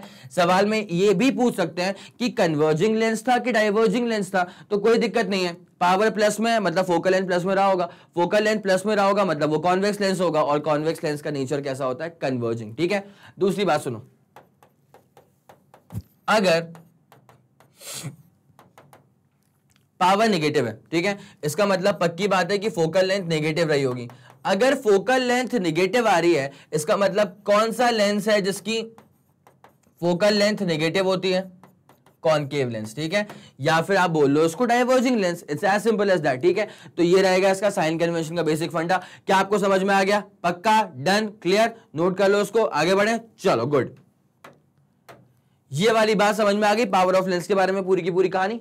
चलो ठीक है, अब पावर ऑफ लेंस कॉम्बिनेशन, अब बात कर रहे हैं हम पावर ऑफ लेंस कॉम्बिनेशन की। अगर हम लेंसेज को कंबाइन कर देंगे तब जो पावर निकलेगी उसको हम कहेंगे, उसकी जो पावर होगी उसको हम कहेंगे power of the entire lens combination, ठीक है? अब जरा गौर करिए क्या कहानी होती है इसके पीछे की। जैसे मान लीजिए फॉर एग्जाम्पल, सिंपल एग्जाम्पल ले रहा हूं, ठीक है? जैसे मान लीजिए कि एक लेंस मैंने ये यूज करा, उसके बगल में मैंने एक और लेंस यूज कर लिया है कुछ इस तरह का, ठीक है?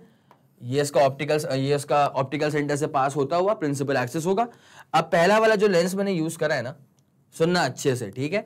ये है लेंस 1 और ये है लेंस 2, ठीक है? बिकॉज लाइट रेस ट्रैवल करती है फ्रॉम लेफ्ट टू राइट, तो जो पहले मिली वो फर्स्ट वाली ऑप्टिकल इंस्ट्रूमेंट, जो बाद में मिली वो क्या हो जाएगी? दूसरी वाली ऑप्टिकल इंस्ट्रूमेंट। तो अब यहाँ पे क्या होने वाला है? इसका कुछ पावर होगा, कुछ फोकल लेंथ इसका भी होगा, इसका भी कुछ पावर होगा, कुछ फोकल लेंथ इसका भी होगा, ठीक है? तो अब जो मैं इस कॉम्बिनेशन का नेट पावर निकालने वाला हूं ना, वो नेट पावर कैसे निकलता है? नेट पावर निकलता है just by combining the power of all the optical instruments involve, ठीक है? तो यहां पे जो नेट पावर होगा of the entire combination, net power of lens combination is P, ठीक है?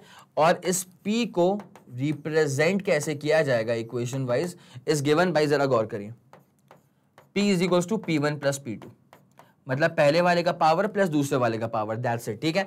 अच्छा, आपके मन में एक सवाल आएगा, सर अगर ऐसे 4 चीजें लगी होती तो क्या होता? तो कोई दिक्कत नहीं है, P1 plus P2 plus P3 plus P4, ठीक है? अगर n नंबर होगा तो एडिशन टिल Pn तक हो जाएगा। आया आपको समझ? तो जितने भी ऑप्टिकल इंस्ट्रूमेंट्स यहाँ पे इन्वॉल्व होते हैं ना, उन सब का पावर ऐड कर दो, that entire summation will give you the power of the entire lens combination. आया आपको समझ? ठीक है, यहाँ पे 2 ही चीजें इन्वॉल्व है, इसका पावर ऐड कर देने का जो मिलेगा वो क्या होगा? Net power of the entire combination, ठीक है? इतनी बात समझ में आ गई? पक्का? ऑब्वियसली F1 का मतलब क्या हो जाएगा? पहले वाले का फोकल लेंथ। F2 का मतलब क्या हो जाएगा? दूसरे वाले का फोकल लेंथ। लेकिन अगर मैं F बोलता हूं, कैपिटल F, ठीक है, तो capital F is combined focal length, combined focal length या फिर focal length of the entire combination, ठीक है? तो F is the combined focal length. ये वाली बात भी आपको समझ में आ गई होगी आई गेस, ठीक है? चलिए ठीक है, अब जरा आगे बढ़ते हैं। इसमें ये प्रिंसिपल एक्सिस बड़ी बड़ी बन गई थी, ठीक है ना? प्रिंसिपल एक्सिस तो है, ठीक है? चलो आगे बढ़ते हैं। अब जरा इसमें आपको हल्का सा इक्वेशंस पे लेकर के आते हैं, ठीक है। चलें गौर करें, देखिए जब आपको बात समझ में आ गई है कि नेट पावर क्या हो चुका है, पहले वाले का पावर प्लस दूसरे वाले का पावर, ठीक है। नेट पावर क्या हो चुका है, पहले वाले का पावर प्लस दूसरे वाले का पावर। अब पावर ऑफ लेंथ क्या होता है, 1 अपॉन फोकल लेंथ। अगर नेट पावर है तो 1 अपॉन नेट फोकल लेंथ। अगर पहले वाले का पावर है तो 1 अपॉन पहले वाले का फोकल लेंथ, दूसरे वाले का पावर है तो 1 अपॉन दूसरे वाले का focal length. It's as simple as that, ठीक है। अब जरा गौर करना, सॉल्व करो जरा इसको, ठीक है। तो ये क्या हो जाएगा, F2 प्लस F1 अपॉन नीचे क्या हो जाएगा, F1 F2। अरे ये वैसा नहीं हो गया जो रजिस्टर्स में आया करता था पैरेलल कॉम्बिनेशन में, ठीक है। तो जब हम यहाँ पे F निकालेंगे तो F क्या हो जाएगा, F1 F2 अपॉन नीचे आ जाएगा F1 प्लस F2। दो लेंसेज की बात चल रही है, अगर ऐसे n नंबर ऑफ होते ना तो फिर P1 plus P2 plus P3 वगैरह वगैरह चलता रहता, ठीक है। तो ये वाला फॉर्मूला आ गया आपके पास अभी, this is the combined focal length, ठीक है, ऑफ द एंटायर कॉम्बिनेशन, ठीक है। अब यहाँ पे ना अगर n नंबर ऑफ होते तो क्या करना पड़ता, जरा देख लेते हैं इसको।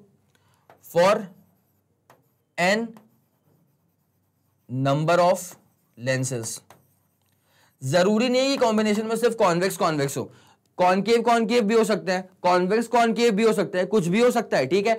बस इतनी सी बात है, अगर दूसरा वाला कॉनकेव आ गया तो फोकल लेंथ F2 जो है उसका आंसर माइनस में आना शुरू हो जाएगा, ठीक है। इतनी सी बात है, पक्का आया समझ। तो यहां पे क्या हो जाएगा, नेट पावर क्या हो जाएगा, P1 प्लस P2 अब टिल करते रहो उसको Pn तक, बस इतनी सी बात है, और कुछ थोड़ी ना, इतना सही था, ठीक है। ये वाली बात समझ में आ गई। अब अगर दूसरा वाला कॉनकेव हो गया तो जो F2 की वैल्यू है ना उसको ध्यान से माइनस में रख देना, वो वाली गलती बिल्कुल मत करना, ठीक है। अब इतना आ गया समझ। अब पूरा सॉल्व करने के बाद अगर ये जो F है, अगर F पॉजिटिव आ गया, इसका मतलब क्या हो गया, अगर ये वाला F पॉजिटिव, मतलब F1 F2 को पूरा सॉल्व करने के बाद, F1 प्लस F2 पूरा सॉल्व करने के बाद अगर बड़ा वाला F पॉजिटिव आ गया, इसका मतलब क्या होगा कि जो एंटायर सेटअप आपने बना के रखा हुआ था लेंस कॉम्बिनेशन का, वो बिहेव कर रहा है एज कॉन्वेक्स, ठीक है। और अगर जो आपका F है वो पूरा सॉल्व करने के बाद, पूरा सॉल्व करने के बाद अगर वो माइनस में आ रहा है, इसका मतलब आपका जो पूरा का पूरा सेटअप है लेंस कॉम्बिनेशन का, वो बिहेव कर रहा है as a concave lens, that is diverging lens, ठीक है। क्या आपको इतनी पूरी बात क्लियर है, पक्का, डन, ओके। अच्छा एक और चीज, जैसे आप जब लेंस कॉम्बिनेशन की आप बात करते हैं ना, तो जैसे आप फोकल लेंस, जैसे आप पावर्स को ऐड कर देते हैं ना सीधे सीधे कि P is equals to P1 plus P2 plus P3 up till जितने भी लेके आ जाओ, ठीक है। तो वैसे ही क्या होता है, अगर आप ऑप्टिकल इंस्ट्रूमेंट्स का, अगर आप लेंसेज का ऐसे कॉम्बिनेशन बनाते हैं ना, तो मैग्निफिकेशन क्या होता है, मैग्निफिकेशन मल्टीप्लाई हो जाता है, ठीक है। मतलब क्या हो जाएगा, जो नेट मैग्निफिकेशन आएगा ना, वो आएगा मैग्निफिकेशन ऑफ पहला वाला लेंस इनटू मैग्निफिकेशन ऑफ दूसरा वाला lens into magnification of n number of lenses, ठीक है। तो यहां पे क्या हो जाएगा, पावर में प्लस होता है, पावर में एडिशन चलता है, और मैग्निफिकेशन में मल्टीप्लीकेशन चलता है, एज सिंपल एज दैट, ठीक है। याद रख लो, m से मैग्निफिकेशन, m से मल्टीप्लीकेशन, ठीक है। तो क्या आएगा उसका magnification, net m is equal to m1 into m2 into m3 up till mn, ठीक है। ये पूरा क्लियर हो गया क्या, पक्का। इसका स्क्रीनशॉट ले लो जल्दी, 3 2 1 रेडी गो, डन हो गया होगा। आगे बढ़ते हैं, चलें। पावर ऑफ लेंस कॉम्बिनेशन ये आपका हो चुका है। अब जरा ये वाला सवाल देख लीजिए, यहाँ पे पावर ऑफ लेंस कॉम्बिनेशन के ऊपर ही एक सवाल है, 2 thin lenses are in contact and the focal length of the combination is 80 centimeter. मतलब यहाँ पे सवाल में पहले ही जो चीज गिवन है वो गिवन है focal length of the net combination, ठीक है। चलें, F कितना, सोल्यूशन कर रहे हैं, सोल्यूशन लिख दें पहले, सोल्यूशन जरा गौर करिएगा। और ये सवाल, मतलब ऐसे वाले सवाल जो है ना, उनको आप बिल्कुल एक्सपेक्ट कर सकते हैं अपने एग्जाम्स के अंदर, ठीक है। आपने देखा भी होगा इस चीज को, जरा गौर करते हुए चलना। Focal length of the entire combination is 80 centimetre, plus का 80 आ रहा है, मतलब कॉन्वेक्स लेंस की बातचीत हो रही भाई सब, ठीक है। चलो, अब उसके बाद एक काम कर लूं यहीं के यहीं पे अगर मुझे नेट फोकल लेंथ पता है तो मैं नेट पावर भी निकाल सकता हूं। फोकल लेंथ सेंटीमीटर्स में था, इसलिए मैंने क्या कर दिया, उसको मीटर्स में कन्वर्ट कर दिया, तो 100 से डिवाइड मैंने पहले ही कर दिया, ठीक है। तो ये इसका आंसर कितना आ जाएगा, जरा काट पीट दो उसको, ये गया तो कितना आ जाएगा 10/8, और जब 10/8 को सॉल्व करेंगे ना तो हमारा जो आंसर आएगा ये आएगा 1.25। पावर ऑफ लेंस आ रहा है, मतलब डायोप्टर्स में आ रहा होगा, ठीक है। तो 10/8 को सॉल्व करेंगे तो हमारा आंसर आएगा ऑब्वियसली 1.25, ठीक है। अब जरा गौर करना, उसके बाद क्या, if the focal length of one lens is 20 centimetre, ठीक है, मतलब एक लेंस का जो फोकल लेंथ है वो है 20 सेंटीमीटर। तो एक काम किया जाए, पहले वाले का पावर भी निकाल लिया जाए, तो ये क्या हो जाएगा 100/20, तो पावर कितना आ जाएगा इसका 5 डायोप्टर, पावर कितना आ जाएगा इसका 5 डायोप्टर। अब ये पूछा हुआ है then what would be the power of the other lens, ठीक है, मतलब अब आपसे ये पूछा हुआ है कि जो दूसरा वाला लेंस है उसकी पावर क्या होगी, ठीक है, बड़ा सिंपल सवाल है, कोई बड़ी बात नहीं है इसके अंदर। नाउ आपको पता है कि नेट पावर जो होता है वो कॉम्बिनेशन का वो होता है पहले वाले का पावर प्लस दूसरे वाले का पावर, क्या आपको आया समझ, चलो ओके। अब जो नेट पावर गिवन है वो गिवन है हमको 1.25 इज इक्वल्स टू पहले वाले की पावर कितनी गिवन है 5 डायोप्टर्स, ओके, प्लस दूसरे वाले की पावर ही तो नहीं पता, वही तो निकालना था, ठीक है। चलिए जब यहां से निकालेंगे ना हम P2 तो ये कितना हो जाएगा 1.25 माइनस का 5। चलिए जब 1.25 में से माइनस करेंगे हम 5 तो ये आ जाएगा माइनस का 3.75, कितना आ जाएगा माइनस का 3.75 डायोप्टर। और एक बात यहां पे मैं आपको क्लियर कर देता हूं, सिंस पावर ऑफ लेंस जो हमारी आ रही है अभी वो माइनस में आ रही है, अगर माइनस में आ रही है मैंने सिखाया था कि अगर पावर माइनस में आ रहा है इसका मतलब फोकल लेंथ माइनस में रहा होगा, और अगर फोकल लेंथ माइनस में रहा है इसका मतलब वो जो लेंस है वो डाइवर्जिंग लेंस रहा होगा, और डाइवर्जिंग लेंस बोले तो कॉनकेव लेंस, कौन सा lens, concave lens, it's as simple as that, ठीक है। ये आ गया आप लोग को समझ में पक्का, चले ठीक है, इसको नोट कर लीजिएगा, 3 2 1 रेडी गो डन। चले ये वाला तो हमारा पूरा सॉल्व हो गया, ये वाला क्वेश्चन, ठीक है, -3.75 दिस वाज द ऑप्शन, ठीक है, तो -3.75 diopters will be the correct answer, ठीक है। चलें अब आ जाओ, ये अच्छा ये हमारा पावर ऑफ लेंस कॉम्बिनेशन हो चुका है और ये वाला क्वेश्चन भी हमारा डन हो चुका है, ठीक है। चलिए ठीक है, तो पावर ऑफ लेंस का हमारा पूरा कार्यक्रम खत्म हो चुका है। अब पावर ऑफ लेंस कॉम्बिनेशन भी मैं आपको करवा चुका था, तो ये पूरा हम लोगों ने कर लिया है, रिफ्रैक्शन की डीप स्टडी हो गई है, ठीक है।